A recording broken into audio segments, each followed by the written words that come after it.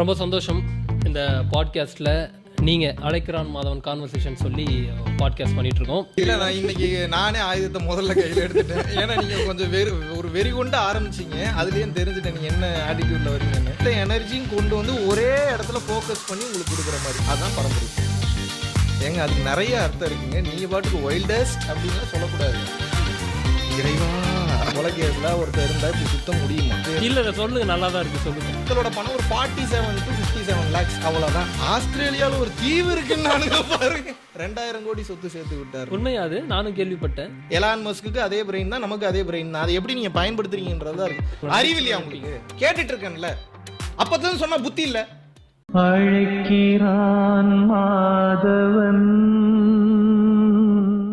ரொம்ப சந்தோஷம்.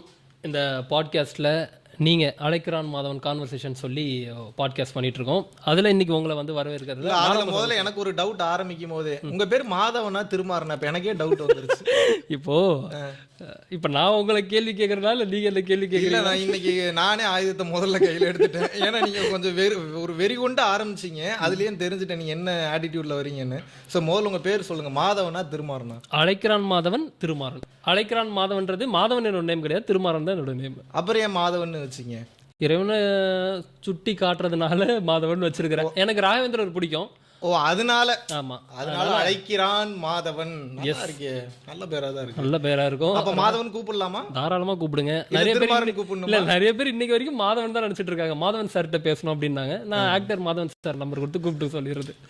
சரி, இன்னைக்கு நம்ம அப்படியே ஒரு ஸ்பிரிச்சுவலாகவும் உங்களோட லைஃப்ல இருக்கக்கூடிய விஷயத்தை பத்தி அப்படியே டிஸ்கஸ் பண்ணலாம் அப்படின்னு சொல்லி விருப்பப்படுறேன். மிகச்சிறப்பு. ஆரம்ப காலத்துல இருந்து உங்க கூட டிராவல் பண்றேன். ஓகே, ஸோ உங்களோட சின்ன வயசு, நீங்கள் ஸ்கூல் படிக்கிறதுல இருந்து, அதுக்கப்புறம் நீங்கள் ஈவெண்ட் மேனேஜ்மெண்ட் பண்ணதுலேருந்து, அதுக்கப்புறம் நீங்கள் படம் எடுக்க போனதுலேருந்து, கிட்டத்தட்ட இப்போ ஸ்பிரிச்சுவல் பாத்தில் நீங்கள் வந்து கிளாஸ் எடுக்கிற வரைக்கும் எல்லா இடத்துலையும் நானும் சேர்ந்து ட்ராவல் பண்ணியிருக்கேன்.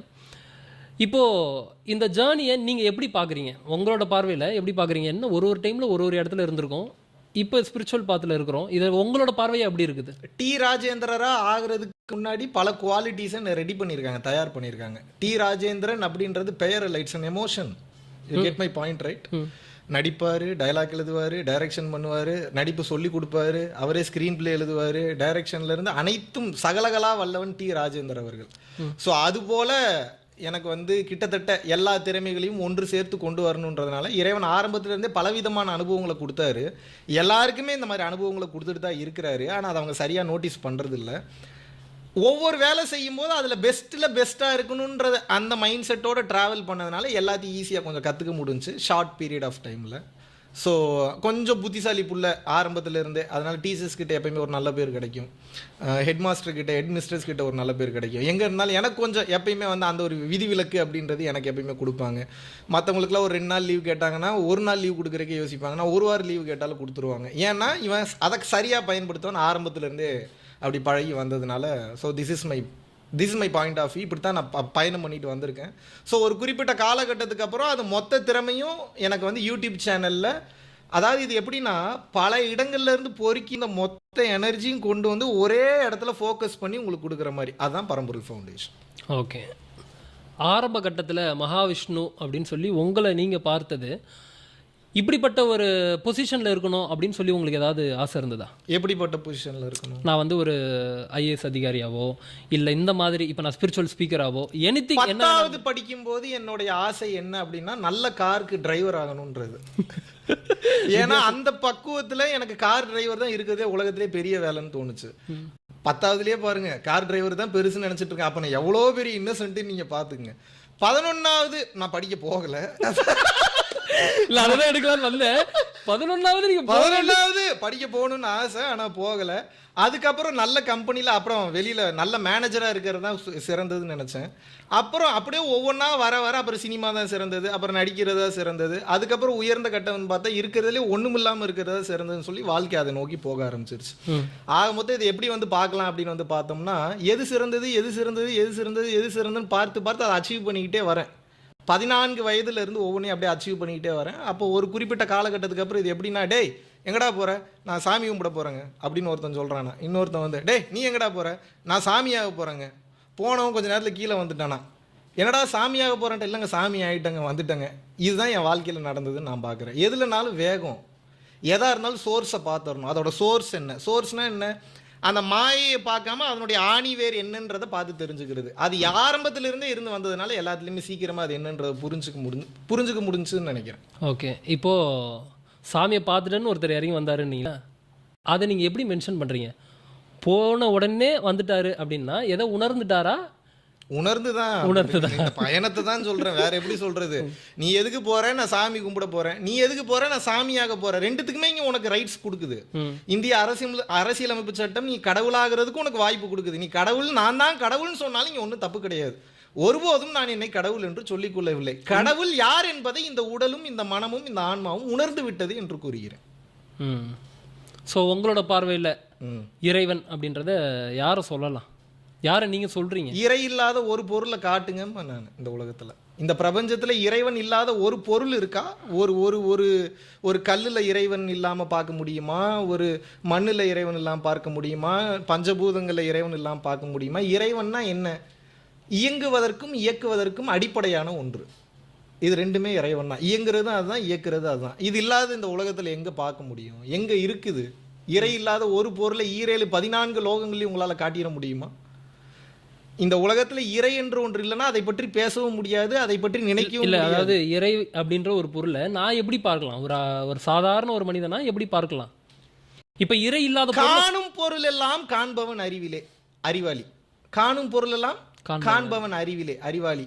காணும் பொருள் எல்லாம் கடவுள் மயமே பக்தன். காணும் பொருள் எல்லாம் அணுக்களின் சேர்க்கையே ஆராய்ச்சியாளன். காண காண காண காண முற்பட்டவன் கடவுளே ஆனானே ஞானி, மெய் ஞானி. இப்போ நீ எப்படி பார்க்குறன்ற பெர்ஸ்பெக்டிவை பொறுத்து அது அங்கேயே நிற்கணுமா, அது கண்டினியூ ஆகணுமான்றது இருக்குது. அதுக்கு மேலே நீ கண்டினியூ பண்ணணும்னு விருப்பப்பட்டாலும் நம் மதம் அதுக்கு ஒன்றும் உங்களுக்கு தடை போடலை, நம் மார்க்கம் ஒன்றும் அதற்கு தடை போடலை. நான் இப்படியே இருந்துக்கிறேன். நான் என் மனைவியாக பார்த்தா காமம், என் மனைவியை நான் குழந்தையாக பார்த்தா ரெஸ்பான்சிபிலிட்டி, என் மனைவியை நான் குழந்தைன்ற தாண்டி ஒரு குழந்தை என்னிடம் கற்றுக்கொள்ள வந்திருக்கிறது என்று பார்த்தால் நான் ஆசிரியன். என் மனைவி என்னிடம் காமத்தை கடந்து காதலை கடந்து கடவுள் தன்மையை என்னிடம் பார்க்கிறாள் என்றால் நான் குரு. என் மனைவி என்னிடம் கடவுள் தன்மையை கற்றுக்கொண்டு கடவுளாகவே அவள் முயற்சி செய்ய விரும்புகிறாள் என்றால் அவள் எனக்கு கடவுள். நீங்க எப்படி பார்க்குறீங்க உங்க மனைவியை? நான் கடவுளாக தான் பார்க்குறேன். ஓகே, சரி. அப்போது இந்த ட்ராவலில் நீங்கள் ஸ்பிரிச்சுவலாக ட்ராவல் பண்ணி ஏகப்பட்ட விஷயங்கள், ஏன்னா ஸ்பிரிச்சுவல் ட்ராவலுக்கு அப்புறம் சில விஷயங்கள் உங்களால் இதை பண்ண முடியாமல் போயிடுச்சு வாழ்க்கையில் அப்படின்னு நினச்சது ஏதாவது? அப்படி இருக்கு. ஒரு முழு லென்த் ஃபீச்சர் ஃபில்ம் ஒன்று எடுக்கணும்னு நினச்சேன். அதனால தான் நான் செய்த குறும்பு அப்படின்னு சொல்லிட்டு அந்த கதை. பையன் ஆக்சுவலாக பார்த்தீங்கன்னா ப்ரெக்னென்ட் ஆயிடுவார். கதைப்படி எப்படி ப்ரெக்னென்ட் ஆனாருன்றது தான் கதை. இது கேட்குறதுக்கு கொஞ்சம் டிஃப்ரெண்ட்டாக இருக்கும். பட் அதாவது சயின்டிஃபிக்காக நம்ம ஏற்றுக்கொள்ளக்கூடிய வகையில் ரொம்ப பக்காவான ஒரு ஃபுல் லென்த் ஒரு ரொமான்டிக் காமெடியான ஒரு ஃபில்ம். அது த்ரில்லிங்கும் இருக்கும். ஸோ அந்த மாதிரியான ஒரு இது அது எடுக்க முடியாமல் போயிடுச்சு. அது வருத்தம் கிடையாது. அது எடுக்க முடியாமல் போனதுனால மேபி இறைவன் வேறு பக்கம் டைரக்ஷன் பண்ணுறதுக்கு அனுப்பிட்டாரு. ஒருவேளை அதை எடுக்கிற மாதிரியான சூழ்நிலை இருந்திருந்ததுன்னா அதை மட்டும் தான் டைரக்ஷன் பண்ணிட்டு இருந்திருப்போம்னு நினைக்கிறேன். ஒருவேளை ஒரு வாய்ப்பு ஆஃப்டர் இந்த ஸ்பிரிச்சுவாலிட்டி அதுக்குள்ளே வந்ததுக்கப்புறம் கிளாஸில் எடுக்க ஸ்டார்ட் பண்ணதுக்கப்புறம் நடிக்கிறதுக்கு ஒரு வாய்ப்பு அமைஞ்சிருந்தா போயிருப்பீங்களா? ஆல்ரெடி நிறைய பேர் அப்ரோச் பண்ணியிருந்தாங்க. ஒரு படத்தில் கூட கேட்டிருந்தாங்க. அந்த டைரக்டர் பேர் சொல்லும்போது ஓரளவுக்கு எஸ்டாப்ளிஷ்டு டைரக்டர் தான், ஓரளவுக்கு எஸ்டாப்ளிஷ்டு தயாரிப்பாளர் தான், அப்ரோச் பண்ணியிருந்தாங்க. ஸோ அந்த ப்ரப்போசல்லாம் வந்திருந்தது, பார்த்தேன். எனக்கு அதில் இன்ட்ரெஸ்ட் இல்லை ஒரு காலகட்டத்துக்கு அப்புறம். ஏன்னா நம்ம வாழ்க்கையிலேயே வேறு லெவலில் நடிச்சிட்ருக்கோம். நீ தனியாக வேறு சினிமாவில் வேறு போய் நடிக்கணுமா அப்படின்றதான். முதல்ல ஒரு நோக்கம் இருக்கணும். நம்ம ஏதாவது ஒன்று போய் பண்ணுறோம் அப்படின்னா அதை ஏன் நான் பண்ணுறேன்ற கேள்வி இருக்குது. இப்போ நான் போய் நடிக்கணும் அப்படின்னா என்ன நான் எஸ்டாப்ளிஷ் பண்ணிக்கிறேன். நான் ஐம் ஆல்ரெடி எஸ்டாப்ளிஷ்டு. நான் இதை வச்சுக்கிட்டே என்ன பண்ணுறதுன்னு தெரில.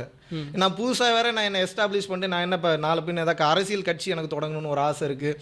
இல்லை அரசியல் கட்சி தொடங்கலனாலும் வேறு ஏதாவது ஒரு அரசியல் கட்சியில் போய் சேரணும்னு ஒரு ஆசை இருக்குது அப்படின்னா என்ன நான் எஸ்டாப்ளிஷ் பண்ணிப்பேன். I am already established. நான் சூப்பர் ஸ்டார் ரஜினிகாந்த் ஐயா அவர்களுக்கு நான் ஃபேமஸ் இல்லைனால எனக்கென்று ஒரு தனி வகையான ஒரு கூட்டம் இருக்கிறது. நான் சொல்வதை கேட்பதற்கு ஒரு தனி கூட்டம் இருக்கிறது. நான் செத்து போனால் செத்து போகிறதுக்கும் ஒரு கூட்டம் இருக்குது. இல்லைன்னா சொல்லலை. புரியுதா உங்களுக்கு? அந்த அளவுக்கு வேண்டும் என்கிற மனிதர்களை சம்பாதித்து வைத்திருக்கிறேன். அதில் ஒரு சில நபர்களை பற்றி உங்களுக்கே நல்லா தெரியும். இப்போ கேள்வி என்னென்னா, இதை நான் சம்பாதிச்சது தான் பெரிய பஞ்சாயத்தாகவே நினைக்கிறேன். புரியுதா உங்களுக்கு? தேவையில்லாமல் இதெல்லாம் பண்ணிட்டோமோன்னு தோணுது. அப்போ என்னென்னா இதை எப்படி எடுத்துக்கலான்னா, ஒரு 4-5 வருட வாழ்க்கை இந்த ஆன்மீக பயணம் என்பது இந்த 4-5 வருட இந்த ஆன்மீக பயணத்தில் நான் எதெல்லாம் பண்ணியிருந்தாலும் அதெல்லாம் மறந்துட்டு ஒரு குறிப்பிட்ட லேயருக்கு மேலே, ஒரு குறிப்பிட்ட லெவலுக்கு மேலே மக்கள் ஒரு தெளிவை உணரணுன்றதுக்காக என் வாழ்க்கையில் ஒரு பயணம் பண்ணியிருக்கேன் அந்த 5 வருஷத்தில். அந்த 5 வருஷத்தை நீங்கள் நாட்களாக கணக்கு போட்டு ஹவர்ஸாக கணக்கு போட்டிங்கன்னா அந்த ஹவர்ஸில் மேக்ஸிமம் டைம் வந்து மக்களோட நலனுக்காக சிந்திச்சிருக்கேன். அதற்கான விதைகளை வந்து நிறையா வந்து தூவி இருக்கேன். ஸோ அந்த விதைகள் வளர்ந்து வந்தால் போதும்னு நினைக்கிறேன். தேவையில்லாமல் நம்ம வந்து மக்களை நம் பக்கம் திருப்புவதே தேவையில்லாத வேலை தான். ஏன்னா இது என்ன நடக்குதுன்னு சொல்கிறேன், உங்களுக்கே புரியல, நல்லா புரிஞ்சுக்குங்க. மாஸ் கான்ஷியஸ்னஸ்ன்னு சொல்லுவாங்க. மாஸ் கான்ஷியஸ்னஸ்னால் என்னென்னா, இப்போ நான் உண்டு ஏழை உண்டுன்னா மகாவிஷ்ணு யாருக்கும் தெரியாது. இப்போ மகாவிஷ்ணு ஒரு 1,00,000 பேருக்கு தெரியறதுனால இப்போ மகாவிஷ்ணு வேற வழியே இல்லாமல் கான்செப்ட் ரீதியாக வாழ்க்கை ரீதியாக பாசிட்டிவாக நான் இருந்தே ஆகணும். அப்படி நான் இல்லை அப்படின்னா இப்போ ஒரு 10,00,000 பேர் என்ன இப்போ ஃபாலோ பண்ணுறாங்க ஒரு எக்ஸாம்பிளுக்குன்னா, இந்த 10,00,000 பேர் மகாவிஷ்ணு இப்படியா அப்படியான்னு எப்படி நினைக்கிறாங்களோ, ஏதாவது தப்பாக நினச்சிட்டாங்க ஒரு 10,00,000 பேர்னு வச்சுக்கோங்களேன், அந்த 10,00,000 பேர் தப்பாக நினைக்கிறது என்னை அஃபெக்ட் பண்ணும். ஏன்? ஒருத்தரோட எனர்ஜியே இவ்வளோ வேலை செய்யும்போது 10,00,000 பேரோட எனர்ஜி மேக்சிமம் இவன் உருப்படக்கூடாது, நாசமாக போகணும்னு நினச்சிட்டான்னு வைங்க, நம்ம நிலைமை என்னத்துக்கு ஆகுறது? இறைவன் அருளால், குரு அருளால் எனக்கு மிகப்பெரிய குரு வளையம் இருக்குது, குரு பாதுகாப்பு இருக்குது, அதுபோக நாம் செய்த எனர்ஜி இருக்குது, இது எல்லாமே இருக்குது. பட் இப்போ நான் இதை நம்ம வாழ்ந்து வந்த வாழ்க்கை முறை மாதிரியே நம்மளை இப்போ ஃபாலோ பண்ணுறவங்க பின்பற்றுறவங்க இருப்பாங்களா அப்படின்றது வந்து சொல்ல முடியாது. அப்போ என்னென்னா, நம்மளை பார்த்து நம்ம இப்படி யூடியூப் பேசுகிறத பார்த்து இப்போ நானே ஒரு குறிப்பிட்ட காலகட்டத்துக்கு அப்புறம் என்ன நான் ஃபீல் பண்ணுறேன்னா, நிறைய தவறான நபர்களுக்கு உபதேசம் செய்து விட்டோமோ, அதை வந்து அவங்க வந்து மிஸ்யூஸ் பண்ணுறாங்க.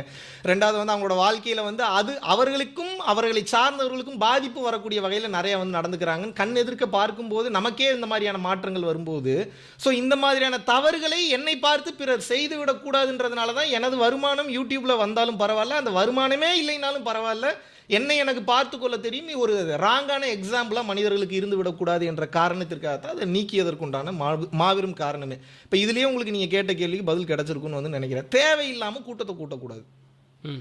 தேவையில்லாமல் கூட்டத்தை கூட்டுறீங்கன்னா அதுக்கு நீங்கள் அரசியல் ரீதியாகவும் ஆன்மீக ரீதியாகவும் உடல் ரீதியாகவும் மன ரீதியாகவும் உயிர் ரீதியாகவும் அரசாங்க ரீதியாகவும் நீங்கள் பதில் சொல்லித்தான் ஆகணும். ஏன்னா நாட்டினுடைய அமைதி இங்கே எல்லாருக்கும் ரொம்ப முக்கியமாக கருதப்படுது. நம்மளாக ஒரு அஜெண்டாவில் செயல்பட்டு இருப்போம், நம்ம நாட்டுக்கு நல்லது தான் பண்ணிட்டு இருக்கோன்ற மைண்ட் செட்டில் நம்ம உண்மையாகவே நாட்டுக்கு நல்லது தான் பண்ணிட்டு இருக்கோமான்றது நம்ம ஆராய்ந்தால் தான் தெரியும். அப்படி நான் ஆராய்ச்சி பண்ணும்போது என்ன நான் புரிஞ்சுக்கிட்டேன்னா, என்னை தான் நான் அதிகமாக சரி செய்து கொள்ள வேண்டும் என்ற அந்த முடிவுக்கு வந்துட்டேன். நான் நினைக்கிறேன் நீங்கள் செய்கிற வேலையை ஒருபோதும் நான் தவறு என்று சொல்லவில்லை. நீங்கள் ஜாலியாக பண்ணிட்டு இருக்கீங்க, நீ ஜாலியாக பண்ணுங்க. மற்றவங்களே எப்படி பார்க்குறீங்க? எந்த மற்றவங்கள? ஸ்பிரிச்சுவலாக நிறைய பேர் டீச் பண்ணிட்டு இருக்காங்க. மகாவிஷ்ணுவை பற்றி மட்டும்தான் இப்போ நான் பேசிகிட்டு இருக்கேன். அவங்க எப்படி பண்ணிட்டு இருந்தா நமக்கு என்ன? அவங்க ஜாலியா இருந்தாலும் உண்மை அவங்க சொல்லியும் ஒரு வழியா போகுது இல்லையா? அதை நீங்க எப்படி பாக்குறீங்க? அவங்க நல்லதா சொல்லி கொடுக்கலாம், அவர்களை சார்ந்தவர்கள் அதை விரும்பலாம், அதற்குண்டான சாதக பாதக விளைவுகளை அவங்க பார்த்துக்க போறாங்க. நமக்கு அதனால ஏதாவது ஒரு பலன் இருக்க போதா? ஒரு பலனும் இல்லை. அவங்களை விமர்சனம் பண்றதுனால ஒரு 2-3 கர்மாவை சேர்த்து வாங்கிக்கிறீங்க, தேவையாது உங்களுக்கு. அதனால தேவையில்லாமல் ஒருத்தவங்களை பத்தி பேசாம இருக்கிறதே ரொம்ப ரொம்ப ரொம்ப ரொம்ப சிறப்பு.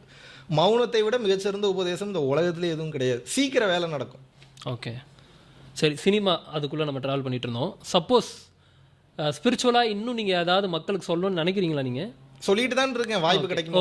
அப்போ சொல்லிட்டு இருக்கீங்க. நீங்கள் இன்னும் சொல்லணும்னு நினைக்கிற ஒரு விஷயத்த, மேபி அது தர்மமாக இருக்கலாம், அதை ஸ்ட்ராங்காக சொல்கிற மாதிரியான ஒரு ஏதாவது ஒரு ஃபிலிம் எடுக்கிறாங்க அப்படின்னா, டைரக்ட் பண்ணுறாங்கன்னா, உங்களுக்கு அறிவில்லையா? உங்களுக்கு கேட்டுட்டு இருக்கேன்ல, அப்போதான் சொன்னால் புத்தி இல்லை. இப்படிலாம் நடிக்கிறது தான் சினிமா. புரியுதா நான் என்ன சொல்ல வரேன்றது? இப்படி அங்கே போய் நடிக்கிறதுக்கு இப்போ உங்கள் முன்னாடி நடிச்சுட்டு போகிறேன். மிகச்சிறந்த கணவனாவோ, மிகச்சிறந்த மனைவியாவோ, மிகச்சிறந்த குழந்தைகளாவோ அவங்க அங்கங்கே நடிச்சிட்டு இருக்க மாதிரி சராசரி வாழ்க்கையில் நடிச்சுட்டு போகிறான், அவ்வளோதானே. இதுக்கு போய் ஒரு இப்போவே மைக் இருக்குது, கேமரா இருக்குது, இத்தனை இருக்குது, இதுவே ஒரு நடிப்பு தானே. அப்படி நினச்சிட்டு வாழணுங்க. சினிமாவில் ஸ்பிரிச்சுவலான ஒரு மூவின்னும் போது நமக்கு இன்னொரு விஷயத்தை கொண்டு போய் சேர்க்க முடியுதில்ல. அது அவசியம் இல்லை என்று நான் கருதுகிறேன். புரியுதா உங்களுக்கு? அப்படின்னா நீங்கள் டீச்சிங்கே பண்ணக்கூடாது இல்லை? அப்படிலாம் ஒண்ணுமே இல்லையே. பிடிச்சவங்களுக்கு எனக்கு பிடிச்சவங்ககிட்ட சொல்லி கொடுக்கறதுல என்ன தவறு இருக்கு? அதுதான் என்னை மக்களுக்கு போய் ஒரு 100 பேர் வராங்கன்னு வச்சுப்போம். 100 பேர்ல எத்தனை பேருக்கு என்ன சொல்லி கொடுக்கணும்ன்றா அது நான் எடுக்கக்கூடிய முடிவு. அதுல எப்படி நீங்க தலையிட முடியும்? இல்ல, அது கரெக்ட். இப்ப மக்களுக்கு சொல்லி கொடுக்கணும்னு நினைக்கிறீங்களா? இல்ல என்னோட மீடியம் நான் சூஸ் பண்ணணும்னு நினைக்கிறேன். என்னோட மீடியமை நான் சூஸ் பண்ணணும்னு நினைக்கிறேன். திருமாறன் சொல்லிட்டாருன்றக்க 90mm ஸ்க்ரீனில் நான் சினிமா துறையில் நடிச்சு தான் சொல்லணுன்ற அவசியம் இல்லை. சினிமா என்பது மாபெரும் ஆயுதம், அதில் மாற்று கருத்தே கிடையாது. சினிமா இல்லை, மாபெரும் ஆற்றல் மிக்கது, அதில் மாற்று கருத்தே கிடையாது. யூஎஸ்ல ஒரு முறை வந்து 3ஆம் உலகப் போர், ஐ மீன் 2ஆம் உலகப் போர் வந்து முடிஞ்சப்ப யாருமே வந்து ராணுவத்துக்கே போகலை. ஏன் அப்படின்னா அதில் அத்தனை பேர் உயிரிழந்ததை பார்த்துட்டு அத்தனை ரத்தங்களை பார்த்ததுக்கப்புறம் இதுக்கப்புறம் யூஎஸ்ல இருக்கக்கூடிய யாருமே நாங்கள் எங்களோட குழந்தைகளை வந்து நேவிக்கோ இல்லை மிலிட்ரிக்கோ ஆர்மிக்கோ நாங்கள் கொடுக்க மாட்டோம்னப்போ மிலிட்ரி எவ்வளோ பவர்ஃபுல், எவ்வளோ முக்கியமானது, ஹீரோயிசமாக கவர்மெண்ட்டே ஃபண்டிங் பண்ணி பல லட்சம் பல கோடி ரூபா இன்வெஸ்ட் பண்ணி பல படங்களை எடுத்தாங்க. அதுக்கப்புறம் இதில் இருக்கக்கூடிய வேல்யூ தெரிஞ்சு நிறைய பேர் முன்னாடி வந்து கலந்துக்கிட்டாங்க. சினிமா என்பது சின்ன விஷயம் இல்லை, ரொம்ப பெரிய மீடியம். எனக்கு அது அவசியம் இல்லைன்ற. உங்களுக்கு அப்படி ஏதாவது உங்களுக்கு நீங்க கேட்கறத பார்த்தா உங்களுக்கு ஏதாவது அந்த மாதிரி ஆசை இருக்குன்னு தான் தோணுது. எனக்கு வர ஸ்கிரிப்ட் வேணா உங்களுக்கு ஃபார்வர்ட் பண்றேன், நீங்க நடிங்க. நான் நடிக்கிறதுக்காக கேட்கல, இப்போ என்னோட எண்ணம் என்ன அப்படின்னு கேட்கறதுக்காக. என்னோட எண்ணம் அதுல விருப்பம் இல்லை. அதுல போயிட்டு எதுக்கு இந்த வேலை பண்ணிக்கிட்டு ஜாலியா நமக்கு பிடிச்ச மாதிரி ஹாப்பியா சுத்த வேண்டியதானே. இப்போ நீங்க பல பேர் பண்ற பிரச்சனையே அதுதான். ஆனந்தமா சுத்துறதுக்கு வாழ்க்கை இருக்கு, ஜாலியா சுத்தலாம் பிடிச்சதை பண்ணிக்கிட்டு.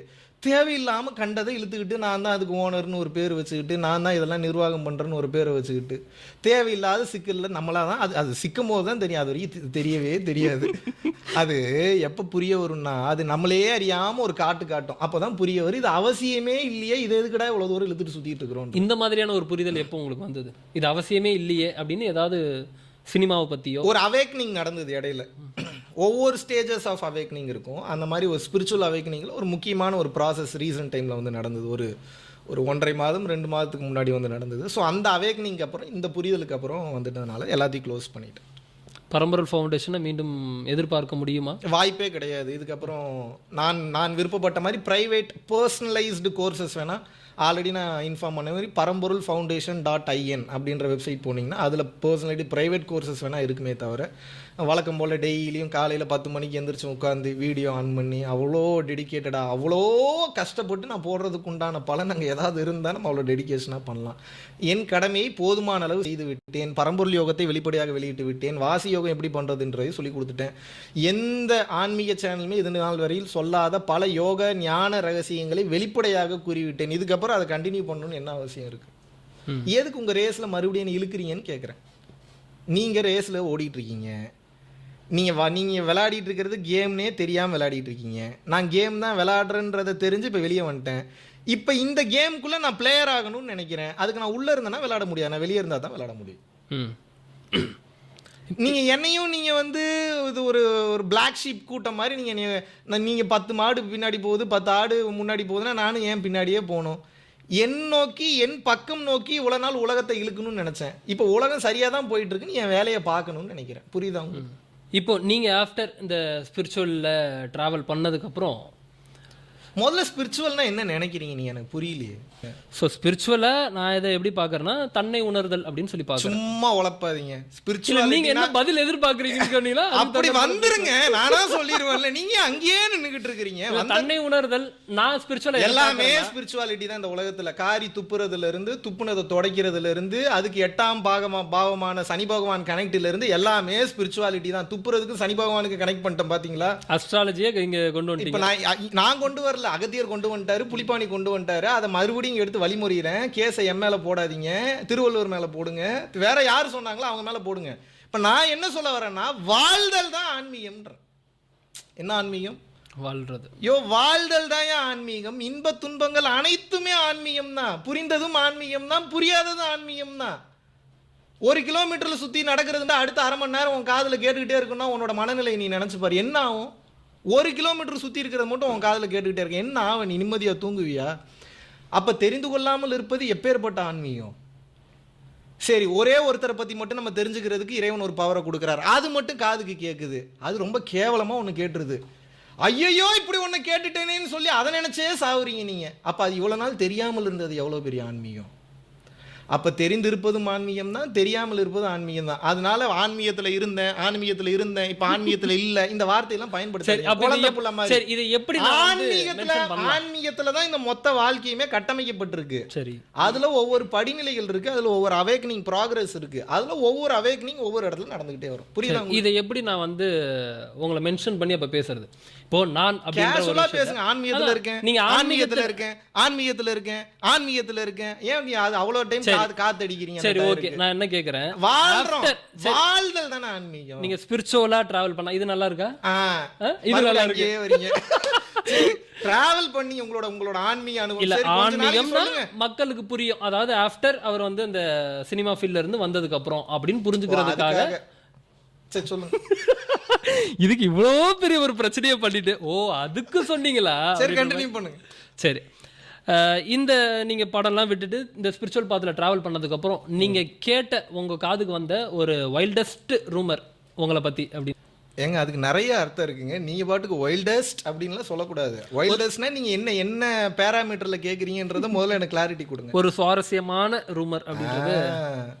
சுவாரஸ்யமான ரூமர் அப்படின்னா எனக்கு தெரிந்து நான் பொதுவாகவே இந்த நெகட்டிவிட்டி அதிகமாக வந்து அவ்வளோ காது கொடுத்து கேட்கறது இல்லை. எனக்கு ஒரு கொலை கேஸ் இருக்குன்னு நான் ஒருத்தனை கொலை பண்ணிட்டேன், இறைவா எங்கே போய் முட்டிக்கிறது? சரி, பரவாயில்ல, அது சரி, ஓகே, அது கூட பரவாயில்ல. கொலை கேஸில் ஒருத்தர் இருந்தால் இப்படி சுத்த முடியுமா?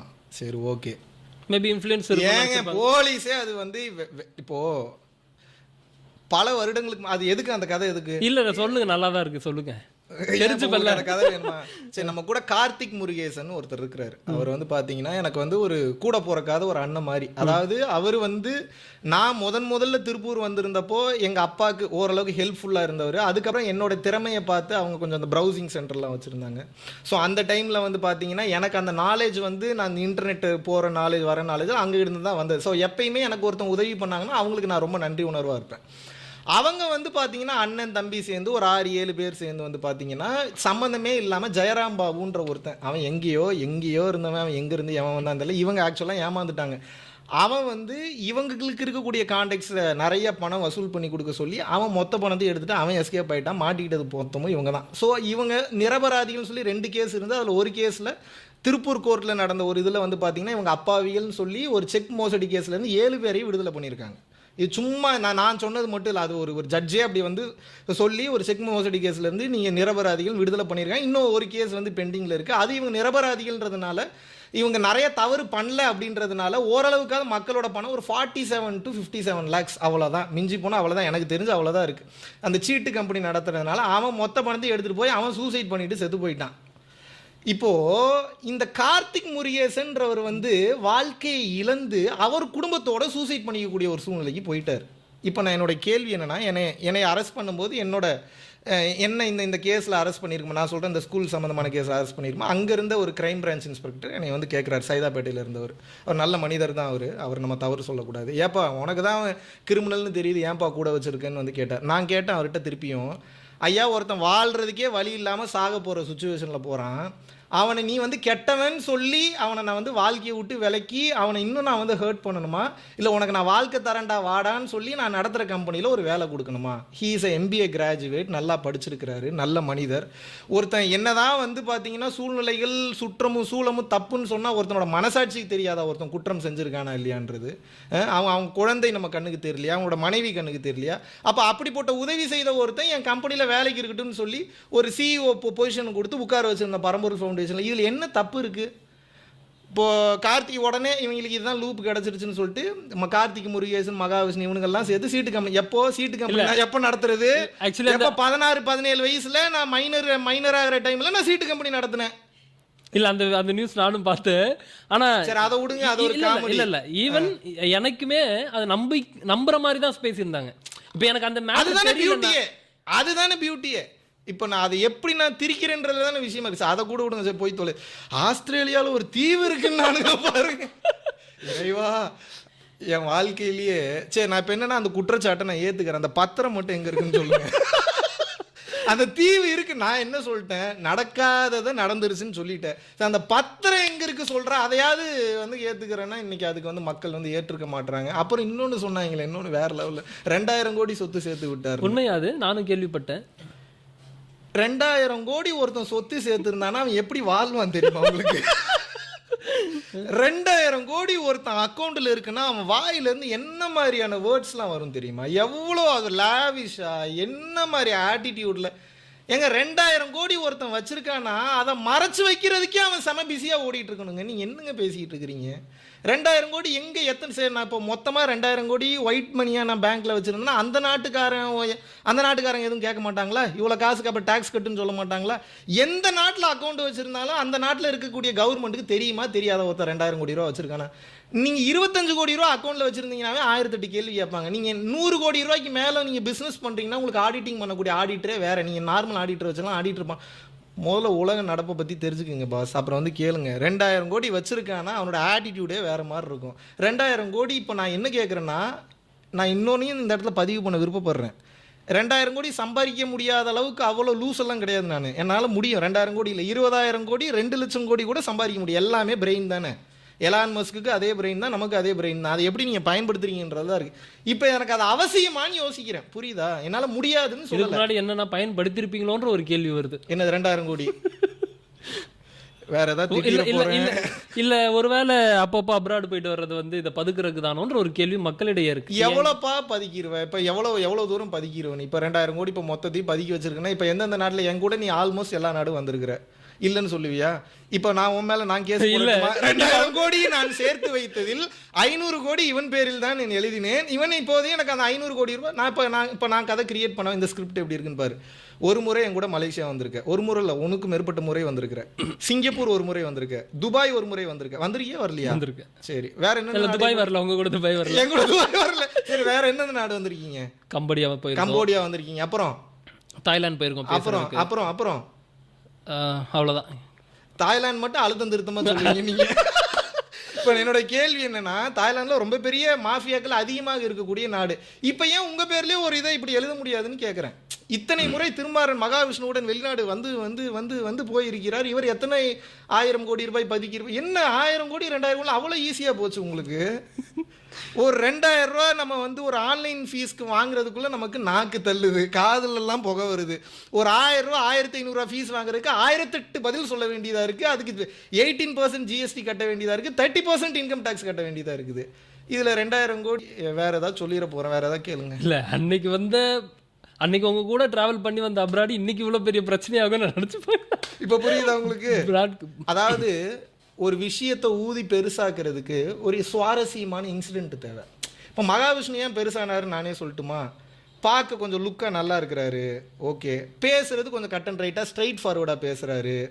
போதா குறைக்கு சரி இவரை பற்றி கதையை கிரியேட் பண்ணணும் அப்படின்னா பேக்ரவுண்டு நல்லா இருக்கணும். பேக்ரவுண்டு தான் இத்தனை நாடு ட்ராவல் பண்ணியிருக்கிறாரு, இத்தனை இடத்துல கிளாஸ் எடுத்திருக்கிறாரு, இருக்கிறதுல மோஸ்ட் கான்ட்ரவர்ஷியல் சப்ஜெக்டான ஸ்பிரிச்சுவாலிட்டியை வேற தொட்டிருக்கிறாரு. போதாதாப்பா உங்களுக்கு கதை எழுதுறதுக்கு? அடேங்க அப்பா, இத்தனை நாடு ட்ராவலு, இவ்வளோ நாள் ட்ராவலு, இவ்வளோ நல்லா பேசுகிறாரு, இத்தனை அரசியல்வாதிகளோட தொடர்பு, இதெல்லாம் என்னோட குட்வில்னால நான் ஏன் பண்ண விஷயங்கள். நான் வந்து பல்லாயிரம் கோடி பணம் சம்பாதிக்கலாம், ஆனால் 10,000 கோடி ரூபாய் வைத்திருக்கக்கூடிய மனிதர்களை சம்பாதிச்சிருக்கிறேன். அது எப்படி சம்பாதிக்க முடிஞ்சு? அவங்க பணம் தான் நோக்கன் இருக்கிற மாதிரி நானும் பணம் தான் நோக்கன் போயிருந்தா அவ்வளோ மனிதர்களை சம்பாதித்திருக்க முடியுமா? எந்த நாடு போனாலும் அந்த நாட்டில் இருக்கக்கூடிய top level people, top level அஃபிஷியல்ஸை மீட் பண்ணுறேன். எண்ணத்தில் சிந்தனையில் சரியான எண்ணம் இல்லை, சரியான சிந்தனை இல்லைன்னா பக்கத்தில் சேர்த்துக்கொள்வார்களா? நீ சேர்த்துப்பியா முதல்ல சரியில்லாத எண்ணம் வந்தா? டாப் லெவல் பீப்புள், டாப் லெவலில் அரசியல் உலகமெங்கும் பண்ணிட்டு இருக்கக்கூடிய பீப்புள், டாப் லெவலில் இருக்கக்கூடிய ஹையஸ்ட் சிஇஓஸ் வந்து ஒரு குவாலிஃபைடாக குவாலிட்டி இல்லாத பர்சன் எப்படி கூட வச்சுக்கணும்னு விருப்பப்படுவாங்க? இங்கே தூக்கி போடுறது தான் குவாலிட்டியே, சேர்த்து வைக்கிறது குவாலிட்டி இல்லை. தூக்கி போடுறதுக்கு தைரியம் இருக்கான்னு யோசிச்சுட்டு பேசுங்க. ஆக மொத்தம் உங்க கூட சேர்ந்து டிராவல் பண்ணதுக்கு, பாட்காஸ்ட் பண்ணதுக்கு A1 நீங்க, A2 நான். இல்ல A1 நீங்க. இப்ப இதுல எப்பயுமே என்னையவே A1 வச்சிருந்தீங்கன்னா என்ன நியாய தர்மம் இது? இல்ல எல்லாத்தையுமே கொடுப்பீங்கன்னு சொல்லி கேள்விப்பட்டேன். இந்த பட்டத்தையும் எனக்கு தான் கொடுப்பீங்கன்னு சொல்லி. ஆல்பா 1 ஆல்பா 2 அப்படி வைங்க. அப்படி என்னங்க நம்ம எப்படி பாக்குறோம்ன்றதுல தானங்க இந்த வாழ்க்கை. அவன் A1 போட்டா நீங்க ஏன் A1 அக்யூஸ்ட்னு ஏத்துக்கிறீங்க? Alpha 1ன்னு ஏத்துக்கங்க, alpha 2ன்னு ஏத்துக்கங்க. இல்ல நீங்க பேசுற பேச்சு முன்னாடி கொஞ்ச நேரத்துக்கு முன்னாடி பேசின பேச்சு அப்படி இல்லையே. ஏன்னா உங்களுக்கு சில விஷயங்களை புரிய வைக்கிறக்கா அப்படி சொன்னேன். மறுபடியும் இப்போ நீங்கள் அந்த சாரோக்குள்ளே உள்ளே போய் சிக்கி நீங்கள் வருத்தம் வேதனை படும்போது அந்த கில்ட்டிலேருந்து உங்களை வெளியே கொண்டு வர வேண்டியது என்னுடைய கடமையாக கருதுறேன். அதனால் நீங்கள் உங்களை அக்யூஸ்டுன்னு நினைக்காதீங்க, நீங்கள் ஆல்ஃபான்னு வச்சுக்கோங்க. ஒரு 1000 பேர் சேர்ந்து உன்னை குற்றவாளி என்று சொன்னாலும் நீ முடிவு பண்ண நீ குற்றவாளியா இல்லையா. அது என்ன மற்றவங்க குற்றவாளின்னு சொல்கிறது? நீ வாழ்ந்த வாழ்க்கை சரியாக இருக்கிறது, எத்திக்ஸ் இருக்குது, அதுக்கு உண்டான வாழ்க்கை முறைக்கு ஒரு தத்துவம் இருக்குது, சித்தாந்தம் இருக்குது, கோட்பாடு இருக்குன்னா எவனை பற்றியும் கவலைப்படாதே, ஆனந்தமாக வாழு. பிறரை கஷ்டப்படுத்தாம சந்தோஷமா விதிகளுக்கு உட்பட்டு சட்டத்திட்டங்களுக்கு உட்பட்டு ஹாப்பியா வாழ்றதை தவிர என்னடா இருக்கு இந்த உலகத்துல உனக்கு?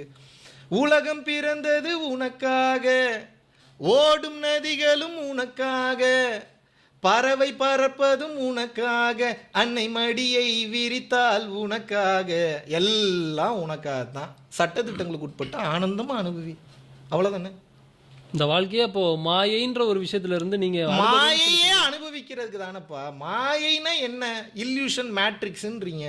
மாயை இல்லைன்னா காட்சி தெரியாது, கணவன் தெரிய மாட்டான், மனைவி தெரிய மாட்டான், சூன்யம் சுழுத்தி அப்படின்ற அந்த நிலைக்கு போயிடுற, ஹைபர்னேஷன் மோடுக்கு போயிடுற. உனக்கு இப்போ ஹைபர்னேஷன் வேணுமா? நாளைக்கே மெடிடேஷன் பண்ணு. ஏன் கல்யாணம் பண்ண? நீ வாழணும் மாயைன்னு தெரிஞ்சு தானே கல்யாணம் பண்ணியிருக்கு. இப்போ சந்தோஷமா வாழு, ஆனந்தமா வாழ, அந்த மாயை என்ஜாய் பண்ணு. எந்த மாயைக்குள்ளே உள்ளே போய் சிக்கிக்காத டீப்பா. அது உனக்கு என்னன்னு தெரிஞ்சு அந்த கேமில் இருக்கணும். என்ன ஏதுனே தெரியாமல் இருந்தனா நீ ப்ளே பண்ணக்கூடிய கேரக்டர் தான் உண்மையை நினச்சி வாழ்ந்து ஏமாந்துடும் உள்ளே போய். புரியுதா உனக்கு? நீ என்ன கேரக்டர் எங்கே ப்ளே பண்ணுறன்றதை தெரிஞ்சு விளையாடணும். இப்போது வீட்டில் இருக்கும்போது கணவன் மனைவியாக ப்ளே பண்ணுற, இந்த வீட்டை விட்டு வெளியே வந்து இப்போ ஸ்டுடியோன்னு வரும்போது இந்த இடத்துல ஒரு உபதேசியாக ப்ளே பண்ணுற, இதை விட்டு உன் மனைவியோட தம்பிக்கிட்ட போகும்போது நல்ல ஒரு மாப்பிள்ளையாக ப்ளே பண்ணுவேன். உங்கள் அம்மா இப்போ வீட்டுக்கு வந்திருக்காங்க, உங்கள் அம்மாட்ட போகும்போது நல்ல ஒரு குழந்தையா நல்ல ஒரு மகனா ப்ளே பண்ற, உங்க அண்ணன் கிட்ட போகும்போது நல்ல ஒரு சகோதரனா ப்ளே பண்ற, உன் ஆசிரியை பார்க்கும்போது நல்ல ஒரு மாணவனா ப்ளே பண்ற, என்கிட்ட மிகச்சிறந்த சீடனா ப்ளே பண்ற. எல்லாமே ப்ளே தானே. சீடன் ரோலை கொண்டு போய் ஒய்ஃபு கிட்டையும், ஒய்ஃப் ரோலை கொண்டு போய் அம்மா கிட்டையும் அப்பா கிட்டையும் மாற்றி மாற்றி ப்ளே பண்ணக்கூடாது. எங்கே என்ன ரோல் கொடுத்துருக்காங்கன்றது தெரிஞ்சு அந்த ரோலை ரொம்ப கச்சிதமாக பண்ணி முடிக்க தெரிஞ்சுன்னா நீ எது கூடயும் அட்டாச் ஆகாமல் இருந்துட்டு வாழ்ந்துட்டு வந்துட்டு இருக்கேன்னு அர்த்தம். நான் திருமாறனாவே எல்லா இடத்துலையும் நீ இருப்பேன்னா மாட்டிப்பேன். ஏன்னா அதற்கு பெயர் என்ன அப்படின்னா சமயோஜித புத்தி, பிரசன்ஸ் ஆஃப் மைண்டுன்னு அர்த்தம். அதுக்கு பேர் என்ன? Presence of mind. Presence of mind. அந்த பிரசன்ஸ் ஆஃப் மைண்ட் எப்போ வேலை செய்யினா இடத்துக்கு சூழ்நிலைக்கு தகுந்தாற் போல ரோலை டக்கு டக்குன்னு உனக்கு வந்து ஸ்வாப் பண்ண தெரியணும். நீ அப்போ தான் வந்து மைண்ட் பிளேயராக செமையாக இருப்ப. இல்லைன்னா உன் மைண்டை வச்சு வேற எவனா கேம் விளையாடிட்டு போயிடுவான். தேவையாது. அப்போ என்னன்னா எவன் இந்த உலகத்தில் ஜெயித்தவனாக கருதப்படுகிறான் என்றால் சூழ்நிலைகளுக்கு அகப்படாமல் சூழ்நிலையை விட்டு வெளியே வந்து நின்று அந்த சூழ்நிலையை ஹேண்டில் பண்ணுற அந்த டெக்னிக் தெரியணும். தேர் மாஸ்டர்ஸ். எந்த சூழ்நிலையை தனக்கு சாதகமாக ஒருத்தன் மாற்றிக்கொள்ள தயார்படுத்திட்டானோ அந்த அந்த டெக்னிக்கை கண்டுபிடிச்சிட்டானோ he is a master, she is a master.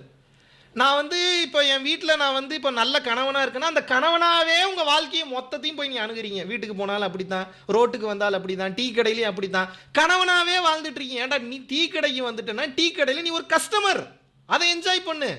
Tea குடிக்கிறத என்ஜாய் பண்ணு. பக்கத்தில் யார் என்ன செய்தி நியூஸ் படிக்கிறாங்க, எந்த நியூஸ் வந்து டிவியில் வந்து ஓடிட்டு இருக்கு, யார் என்ன ஃபோன் யூஸ் பண்ணுறாங்க, வாட்ச் பண்ணு. இதை வாங்குன்னு சொல்ல வாட்ச் பண்ணு, அப்சர்வ் பண்ணு. உன்னை சுற்றிங்க ஒரு பெரிய கேம் ஒன்று போயிட்டு இருக்கு, உனக்கு அது தெரிய மாட்டேங்குது. உன்னை வச்சு தான் செமையாக விளையாடிட்டு இருக்கிறானுங்க. அது உனக்கு தெரியணும்னா அப்சர்வ் பண்ணு, வாட்ச் பண்ணு. நீ அதை விட்டுட்டு நான் வந்து பழைய குருடி கதவு துறடின்னு சொல்லிட்டு நான் பழையபடியே வாழுவேன், நான் பழையபடியே தான் என் வாழ்க்கையை வாழணும், வாழ்ந்துட்டு போ, யாருக்கு என்ன போ. இப்போ நிறைய இடங்களில் ஏகப்பட்ட கோபம் படுறீங்களே, ஸ்பிரிச்சுவலாக அதுக்கு முன்னாடி நிறைய பேருக்கு நம்ம டீச் பண்ணது என்ன அப்படின்னா கோபமே இருக்கக்கூடாது அப்படின்னு தான் நிறைய பேர் நம்மளுக்கும் டீச் பண்ணியிருக்காங்க. அறச்சீட்டம் என்பது மிகவும் அவசியமான ஒன்று. என்னை பொறுத்த வரைக்கும் ஒரு முறை சொல்லுவேன், 2 முறை அமைதியாக சொல்லுவேன், 3ஆவது முறையெல்லாம் அமைதியாலாம் சொல்ல மாட்டேன். கொஞ்சம் கத்தி தான் சொல்லுவேன், கொஞ்சம் கடுப்பில் தான் சொல்லுவேன், கொஞ்சம் கோபத்தில் தான் சொல்லுவேன். கோபப்படுவேன். எனக்கும் திருக்குறள் தெரியும், சினமென்னும் சேர்ந்தாரைக்குள்ளி இனமென்னும் ஏமப்புனையை சுடுங்கிறாரு. அப்போ என்ன, கோவப்பட்டுக்கிட்டே இருந்தால் தான் ஒருத்தன் நாசமாக போவான். தன் அறச்சீற்றம் அவசியமான இடத்துல கோவத்தை வந்து காட்டாமல் இருந்தால் எப்படி வந்து ஒரு பாம்பு சீரக்கூடிய தன்மை இழந்து விடும்போது பாம்பு தூக்கி போட்டு விளையாடி பாம்பை கொன்னே போட்டுருவானுங்களோ, அப்போ அந்த பாம்பு தன்னுடைய பாம்புன்ற லெவலை பாதுகாத்துக்கிறக்கோ அப்பப்போ உசுன்னு காட்ட வேண்டியதாக இருக்குது. புரியுதா உங்களுக்கு? அப்போ அந்த கோபம் என்பது அவசியமான ஒன்று. நான் எப்படிப்பட்டவன் தெரிஞ்சு என்கிட்ட வந்து பழகு. நீ எப்படிப்பட்டவனே தெரியாமல் என்னுடைய கோட்டைக்குள்ளே வந்துக்கிட்டு என்னுடைய ராஜாங்கத்தில் இருந்துக்கிட்டு நீ என்னை வந்து ரூல் பண்ணணும்னு நினச்சா நான் எப்படி விடுவேன்? ஏன்னா நான் கிரியேட் பண்ணியிருக்கேன் ஒரு சில விஷயங்களை. அது மக்களின் நலம் சார்ந்து இருக்குது, தர்மம் சார்ந்து இருக்குது, அது டெஸ்டினி சார்ந்து இருக்குது. நீ உன்னுடைய கோட்பாடில் வந்து நீ இதை டக்குன்னு வந்தோடனே களைச்சி விட்டு போயிடுவேன்னா எப்படி? நான் கிரியேட் பண்ண சட்டத்திட்டங்களுக்கு நான் தான் ராஜா. அது நான் வாழ்ந்து முடிக்கிற வரைக்கும் அது அப்படித்தான் இருக்கணும். நீ அதை நீ மாற்றி விட்டு போகிறதுக்கு உனக்கு எந்த விதத்துலையும் ரைட்ஸ் கிடையாது. அப்படி உனக்கு ஏதாவது நீ பண்ணணும்னு நினைக்கிறியா, நீ தனி ராஜாங்கத்தை கிரியேட் பண்ணி அங்கே விளையாடு, இங்கே விளையாடாத. இங்கே ஆல்ரெடி விளையாடிட்டு இருக்கோம், நல்லா விளையாடிட்டு இருக்கோம். இப்போ இது நான்ற தன்மைக்குள்ளே வந்துடாதா? டெம்பரவரி நான் இல்லைன்னா உயிரே இருக்காது, செத்து போயிருவியே. இப்போ என்ன பண்ணுவேன், இப்போ எது பேசிக்கிட்டு இருக்கு, இப்போ எது பதில் சொல்லுது, எது இதை ஆர்டர் பண்ணுச்சு? இல்லை இருக்கிறது ஓகே, ஏன் ராஜாங்கத்துக்குள்ள வந்துடாதுன்னும் போது ஸ்பிரிச்சுவலா போட்டு கன்ஃபியூஸ் பண்ணிக்காதீங்க. நான்ற ஒன்று முழுதுமா போயிடுச்சுன்னா நீங்க பேசவே மாட்டீங்க, முதல்ல உட்காந்துருவீங்க, டெல்டா ஸ்டேட்டுக்கு போயிடுவீங்க. ஏதோ ஒரு நான் இருக்கிறதுனால தான் இன்னும் இயங்கிட்டு இருக்கு, புரியுதா உங்களுக்கு? அப்போ இந்த நான் இப்போ நான் இருக்கு, நான் இல்லாமலாம் இல்லை. நான் இல்லைன்னா பேச முடியாது. நான்ற ஒன்று இல்லைன்னா முதல்ல ஒன்று ரிசீவே பண்ணாது, புரியுதா உங்களுக்கு? சூன்யம் என்ன ஆகும், வர்றதை பூரா உள்ளெழுத்துக்கும், மறுபடியும் திருப்பி எதுவுமே கொடுக்காது. அப்போ அந்த நான்றது எது அவசியமான நானாக இருக்குது. நான் தாண்டா எல்லாத்தையும் பண்ணுவேன், அந்த நான் இருக்கக்கூடாது. டேய் காஞ்சி விஸ்வநாத சாமியோட புல்லடா, அந்த நான் இருக்கலாம், தப்பு இல்லை. புரியுதா உங்களுக்கு நான் சொல்கிறது? ரெண்டுத்துக்கு நிறைய டிஃப்ரென்ஸ் இருக்குது. ஏகப்பட்ட இப்போ ஸ்பிரிச்சுவல் குருஸ் பார்த்தோன்னா காதலிக்கிறாங்க, அதை பற்றின உங்களோட கருத்து என்ன? லவ்வில் விழலாமா அப்படி? அவர்கள் அனுபவத்தில் வந்து கொண்டு இருக்கிறார். அந்த அனுபவத்தை தடுத்து நிறுத்துறதுக்கு எவனுக்குமே இங்கே ரைட்ஸ் கிடையாது. தடுத்து நிறுத்தணும்னு நினச்சாலும் முடியாது. அது எப்போ முடியுமோ இறைவனின் கணக்கில் அது சரியாக முடியும். அதை ஆராய்ச்சி பண்ணுறது, விமர்சனம் பண்ணுறது, முன்ன பின்ன பார்த்தீங்கன்னா நெகோசியேஷன் பண்ணுறது, இதுக்கெல்லாம் நமக்குலாம் ரைட்ஸே கிடையாது. நமக்கு வேடிக்கை மட்டும் பார்க்கலாம் என்ன நடக்குதுன்னு. இறை மிக ஆகச்சிறந்த ஒரு அற்புதமான விஷயத்தை அவங்க வாழ்க்கையில் நடத்திக்கிட்டு இருக்கு. அந்த அனுபவத்தை கொடுக்கறது தான். ஒன்று செருப்படியாகவும் இருக்கலாம், இல்லாட்டினா வேறு மாதிரியான ஒரு பதிலாகவும் இருக்கலாம், ஆனந்தமாகவும் இருக்கலாம், எப்படி வேணாலும் இருக்கலாம். அது அவனுக்கும் அவனது விதிக்கும் உட்பட்ட விஷயம். அதை பற்றி விமர்சனம் பண்ணி நம்ம என்ன பண்ண போகிறோம்? அது மிக அழகாக நடத்தி கொண்டு இருக்கிறது. அது நடத்தட்டும், அது பியூட்டிஃபுல்லாக போயிட்டுருக்கு. நான் இன்னும் காதல் இன்னும் உயர்ந்த நிலை போகணுன்னா நீங்கள் ஓஷோவை படிங்க. இன்னும் உச்சகட்ட காதல் தெரிஞ்சுக்கணுமா பரியங்க யோகம், திருமூலரை படிங்க. எல்லாருமே பற்றி பேசியிருக்காங்க. பெண் இல்லாமல் ஆண் இல்லை, ஆண் இல்லாமல் பெண் இல்லை. இது ரெண்டும் நமக்குள்ளே இருந்ததுன்னா இடகலை பிங்கலை தத்துவம். ஒரு குறிப்பிட்ட காலகட்டம் வரைக்கும் வெளியே தேடுவான், அப்புறம் உண்மை என்னன்றதை புரிஞ்சதுக்கப்புறம் உள்ளுக்குள்ளே இருக்கக்கூடிய பெண் தன்மையை தேட ஆரம்பிச்சிருவான். நீங்கள் காதலில் விழுந்திருக்கீங்க? நான் எத்தனை முறை விழுந்திருக்கேன். இதுக்கு முன்னாடி ஒரு விஷயத்த பதிவு பண்ணிடுறேன். கல்யாணம் நடந்துருச்சான்னா நான் எப்பொழுதோ திருக்கல்யாணம் செய்து கொண்டேன், இந்த ஒரு விஷயமா இருக்கட்டும். காதலில் விழுந்திருக்கீங்க அப்படின்னா நான் எல்லாரையும் நேசிக்கிறேன் இப்படின்றது இல்லாம உண்மையான ஒரு விஷயங்களா முன்னாடியே சொல்லியிருக்கேன்ப்பா. நான் இது என்னோட சேனல் எத்தனை முறை, அதாவது எத்தனை முறை சொன்னீங்கன்னு கேட்கல, எத்தனை முறை காதலில் விழுந்தீங்கன்னு கேட்குறேன். பல 100 முறை காதலில் விழுந்திருக்கேன். இதுக்கப்புறம் நான் என்ன சொல்றது, பல 100 முறை. இதுக்கப்புறம் காதலில் விழத்தான் போறேன். அதுல என்ன தவறு இருக்கு? காதல் என்பது எப்படா தவறாக போகும்? கலுசடத்தனம் தான் பண்ணக்கூடாது சொசைட்டியில். காதல் பண்ணுறதுல தப்பே இல்லை. உண்மையான காதல்ன்றது சிங்கம் படத்தில் சூர்யா சொல்கிற மாதிரி தான். மனசில் நினச்சிக்கிட்டு நினப்பில் வாழணுண்டின்பார். என்ன சொல்லுவார்? மனசில் நினச்சிக்கிட்டு நினப்பில் வாழ்கிறது. அது ப்ரெசன்ஸை விருப்பப்படாது, கூட ட்ராவல் பண்ணணும்னு விருப்பப்படாது. அப்படி என்றால் எனக்கு காதலோ காதல், உலகமெங்கிலும் காதல், அது பெண் தன்மை மீது மட்டும்தான் வரணும்னு நினைக்காத. காதல் என்பது எதிர்பார்ப்பு இல்லாத காதல், அன்கண்டிஷனல் காதல். எந்தவித எதிர்பார்ப்பும் இல்லாமல் கொடுத்து கொண்டே இருக்க வேண்டும் என்ற காதல். இந்த காதலுக்கெல்லாம் நீங்க நினைக்கிற ப்ரோக்ராம்லாம் அளவுகள்லாம் வைக்க முடியும். நான் பெண் தன்மையில இருக்கக்கூடிய காதலை தான் கேட்கறேன். நீங்க இதுக்கு முன்னாடி காதலில் இருந்திருக்கிறேன். அதுக்கப்புறம் காதல் என்ற அந்த தன்மையை கடந்து இன்னும் அந்த காதலினுடைய அடுத்த கட்ட பரிணாமத்துக்கு வர ஆரம்பிச்சிட்டேன். காதல் என்பது முதல்ல ஒரு உடல் சார்ந்து, மனம் சார்ந்து, ஒரு பெண் சார்ந்து, ஒரு ஆண் சார்ந்து இருந்தது. இப்போ அந்த காதலினுடைய பரிணாமம் அடுத்த கட்டம் போய் சோ அப்படின்னா என்ன, இருக்கிறதுலே பெஸ்ட்டாக எவால்வ் ஆகி அடுத்த கட்ட பரிணாமத்துக்கு போயிடுச்சு. இப்போ உயிர்கள் மேலே, எல்லா உயிர்கள் மேலே அப்படி வர ஆரம்பிச்சிருச்சு. அதனால் நீங்கள் என்னுடைய காதலை ஒரு பாலினம் சார்ந்தோ இல்லை ஒரு குறிப்பிட்ட கட்டுக்குள்ளேயே அடக்கலான்னு முயற்சி பண்ணாதீங்க. சரி, இப்போ இந்த திருமணம் ஆல்ரெடி நிர்ணயிக்கப்பட்டதாக பார்க்குறீங்களா, இல்லை இங்கே நம்ம ஏற்படுத்திக்கிற ஒரு விஷயமா பார்க்குறீங்க? நிர்ணயிக்கப்பட்டது கரெக்டாக சுச்சுவேஷனில் ட்ரிகர் பண்ணு. தாலியை கையில் வரைக்கும் கொடுத்துருக்கோம், அது வரைக்கும் உங்களுக்கு டைம் இருக்குது யோசிக்கிறதுக்கு. ரிங்கு மாற்றுற வரைக்கும் டைம் இருக்குது. அந்த ஒரு செகண்டில் அவேரா இது வேணான்னு கூட நீங்கள் முடிவு எடுக்கலாம். இங்கே பாருங்கள், செஞ்சுக்கிட்டவங்கள தப்புன்னு சொல்லலை, செய்யக்கூடாதுன்னு சொல்லலை. சூழலை கொண்டு ஒவ்வொரு இடத்துலையும் கொண்டு போய் உங்களை நிப்பாட்டும். அது வேணுமா வேணாமான்னு சொல்லி நீங்கள் தான் முடிவு பண்ணணும். அப்போது இப்போ நீங்கள் சொல்லும்போது இதை நான் எப்படி பார்க்கலான்றது எனக்கு சொல்லுங்கள். எல்லாமே இறைவன் நடத்தக்கூடிய நாடகமாக பார்க்கலாமா, இல்லை இங்கே எனக்கு சில நடந்து கொள்றதுக்கு எனக்கு இண்டிபெண்டன்ட் இருக்கா? எல்லாமே இறைவன் நடத்தக்கூடிய நாடகம் தான். அந்த நாடகத்தில் வரக்கூடிய ஃப்ரீவில்ன்ற ஒன்று இருக்குது. அந்த ஃப்ரீவில்ல நீங்கள் முடிவு எடுக்கிறீங்க. அதை பொறுத்து உங்களது எதிர்காலம் என்பது தீர்மானிக்கப்படுகிறது. நல்லா புரிஞ்சுக்கணும். விதி தன்பால் ஈர்த்து கொண்டு தான் போகிறதுக்கு தான் உங்களை முயற்சி பண்ணும். அவேர்னஸோட நீங்கள் தான் சைலன்ஸ் அதிகமாக இருக்கிறதுக்கு, தர்மத்தின் வழியில் இருக்கிறதுக்கு உண்டான முயற்சிகளை, அந்த ஒழுக்கத்தை நீங்கள் தான் ஏற்படுத்திக்கணும். சூழ்நிலையை கிரியேட் பண்ணி சூழ்நிலையை கொண்டு வந்து நிறுத்திடும். அந்த இடத்துல நீங்கள் முடிவு பண்ணணும், என்ன முடிவு பண்ண போகிறீங்கன்றது. சூழ்நிலை கொண்டு வந்து என்னை இங்கே வந்து உட்கார வச்சிருச்சு. இங்கே நான் என்ன பேச போகிறேன்ற அந்த முடிவை நான் தான் எடுத்து பேசணும். நான் என்ன வேணால் பேசலாம், என்ன வேணால் பேசினா என்னெல்லாம் ஆகுன்னு யோசித்து பேசணும். இல்லாட்டினா என்ன வேணால் பேசி என்ன வேணால் ஆகிறதுக்கு உண்டான விஷயத்துக்கு உண்டான அந்த முழுமுதற் கான்சிக்வன்சஸை நான் தான் அனுபவிக்கணும். சூழ்நிலையை இப்போ விதி கிரியேட் பண்ணிருச்சு. இந்த விதியில் நான் என்ன பேச போகிறேன்றது என்னோட ஃப்ரீவில். இது கிளியராக இருக்கா உங்களுக்கு? புரியுது. ஒவ்வொரு சூழ்நிலையும் கிரியேட் பண்ணி கொண்டு வந்து விட்டுரும். விடும்போது உங்கள் ஃப்ரீவில்ல நீங்கள் முடிவு எடுக்கணும், சரியான முடிவு எடுக்கணும். ஒருவேளை தப்பான முடிவு எடுத்தாலும் பரவாயில்ல, இறைவன்கிட்ட சரண்டர் பண்ணிடுங்க. தப்பான முடிவும் சரியாக மாறிவிடும். தப்பான முடிவுன்றது நான் எப்படி தெரிஞ்சு? இந்த உலகத்தில் அது ரொம்ப கஷ்டம். சரியான முடிவு என்னை பொறுத்தவரைக்கும் சரியான முடிவு தப்பான முடிவுலாம் இல்லை. தர்மம் சார்ந்த முடிவு, அறம் சார்ந்த முடிவு, பிற உயிர்களை காயப்படுத்தாத முடிவு, பிற உயிருக்கு நலம் சார்கின்ற அந்த ஒரு முடிவை எடுத்துருவேன். அந்த முடிவை எடுத்ததுக்கு அப்புறம் அது நல்லது வந்தாலும் சரி கெட்டது வந்தாலும் சரி நான் ஏற்றுப்பேன். அப்படி இருக்கிறதுனால நான் நிம்மதியாக இருக்கேன். இப்போ இது எப்படின்னா, வருவதை கண்டு மயங்காமலும் போவதை கண்டு கலங்காமலும், ரெண்டுமே அந்த நியூட்ராலிட்டி ஸ்டேட்டில் இருக்கிறதுனால எதுவுமே என்னை பாதிக்கிறது கிடையாது. சரி, இதை நான் இப்படி பார்க்கலாமா? அதாவது இப்போ ஒரு பெண்ணை திருமணம் செய்கிறோம் அப்படின்னா, அவங்களுக்கும் எனக்கும் இதுக்கு முன்னாடி முடிக்க வேண்டிய ஒரு பந்தம் இருக்கு, அதனால இந்த ஜென்மத்தில் இது எல்லாமே மாயை தான். நீங்கள் அப்படி உங்களை நீங்களே ஏமாத்திக்கிறீங்க. அதை மாயை அப்படி தான் விளையாடும். உங்களை நான் கல்யாணம் பண்ணிக்கிங்கன்னு சொல்லலை, பண்ணிக்க வேண்டான்னு சொல்லலை, பண்ணிக்கணுமா வேணாமான்ற முடிவை நீங்கள் எடுத்துக்கங்கன்ற. எப்பயுமே அந்த ஒரு பந்தம் இருக்குது, அப்படி இருக்குது, இப்படி இருக்குது. நம்மளுடைய மோட்சமே அந்த பெண்ணினுடைய முதுகெலும்பு தண்டுக்குள்ளே தான் இருக்குது. அது இரண்டும் இணைந்தால்தான் அதுலேருந்து, அதெல்லாம் ஒரு மண்ணாங்கட்டியும் கிடையாது. ரொம்ப தெளிவாக சொல்லி, ஆண் தன்மையும் பெண் தன்மையும் உனக்குள் இருப்பது வெளியே இருப்பது அல்லன்ட்டாங்க. பெண் என்றாலே மாபெரும் மாயை. பெண்ணுக்கு ஆண் மாயை, ஆணுக்கு பெண் மாயை. உருவமே மாயை, காட்சியே மாயை. அப்போ அந்த இடத்துல இருந்து எனக்கு ஏதோ ஒன்று கிடைக்க போகுதுன்னா ஏமாற்றம் தான் கிடைக்கும். கடைசியில் ஒரு மண்ணாங்கட்டி இல்லை. இவ்வளோ நாள் முட்டைக்கோசை உருக்கி உள்ள என்ன இருக்கும்? வெங்காயம் மாதிரி தான், அப்படியே தான் போயிட்டே தான் இருக்கும். என்னங்க இருக்கும் உள்ளுக்குள்ள? ஒண்ணுமே இருக்காது. அவ்வளோதாங்க. நீங்கள் அதாங்க பெண். நீங்கள் ஒரு பெண் கிட்ட தேடி போகிற பொருள்ன்றது அவ்வளோதாங்க. நீங்கள் ஒரு பெண் ஒரு ஆண் கிட்ட தேடி போகிற பொருள்ன்றது அவ்வளோதாங்க. ஏமாற்றம் தாங்க மிஞ்சாங்க, ஒன்றும் இல்லைங்க. சரி, ஆனால் நீங்கள் ஏகப்பட்ட இடத்துல பதிவு பண்ணதை பார்த்துருக்கேன். இந்த உலகத்தில் எதுவுமே ஆக்சிடென்ட் இல்லை, எல்லாமே ஆல்ரெடி நிர்ணயிக்கப்பட்டதுன்னு சொல்லி. இந்த உலகத்தில் எதுவுமே கோ இன்சிடென்ட்னு ஒன்று இல்லை. எல்லாமே சிறப்பாக மிகச்சரியாக அதே தான். இப்போ அதே பதில் தான். சூழ்நிலை கொண்டு வந்து நிறுத்தும். உங்கள் வில் பவரில் நீங்கள் முடிவு எடுக்கணும். உங்கள் ஃப்ரீ வில்ல நீங்கள் முடிவு எடுக்கணும், வேணுமா வேணாமான்ற முடிவை. அந்த முடிவை அறம் சார்ந்து தர்மம் சார்ந்து எடுக்கணும். தன்னை முன்னிறுத்திக்காமல் எடுக்கணும். அந்த ஈகோ சார்ந்து எடுக்கக்கூடாது. அப்படி நீங்கள் எடுத்தீங்கன்னா தப்பிச்சுக்கிட்டே வருவீங்க. கர்மாலேருந்து அந்த லூப்லேருந்து நீங்கள் விடுபட்டுக்கிட்டே வருவீங்க. கர்மான்றது என்ன? உங்களை ஒரு செயலை செய்ய வைக்க தூண்டக்கூடிய ஒரு விஷயம். அதுக்கு பேர் ட்ராப்னு அர்த்தம். அதுக்கு பேர் என்ன?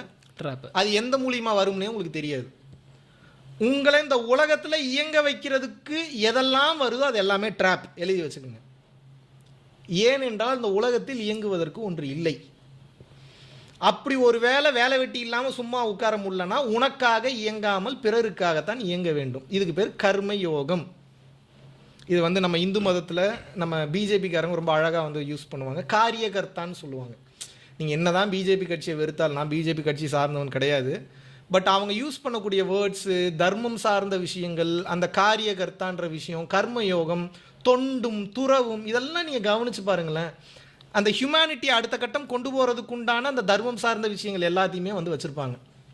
நல்ல ஒரு பிஜேபி காரியகர்த்தாட்ட நீங்கள் போனீங்கன்னா அவங்களுக்குலாம் நிறைய டெஸ்ட்ஸ் இருக்குது. அந்த டெஸ்ட்லாம் பாஸ் பண்ணால் தான் அந்த இடத்துக்கு போக முடியும். தன்னையே அழித்து கொள்வது, தன்னை அழித்து கொண்டாலும் உண்மையை பாதுகாப்பது, பிற உயிர்கள் நலனுக்காக தன்னையே இழப்பது, இந்த மாதிரியான தன்மையெல்லாம் நம்ம சராசரி மனிதனே பழகணும். இதில் ஒரு கட்சிக்காரங்களை, ஒரு ஆர்எஸ்எஸ்ல இருக்கிறவங்க, ஒரு பிஜேபியில் இருக்கிறவங்க தான் இதெல்லாம் பண்ணணுன்றதுல அவசியம் கிடையாது.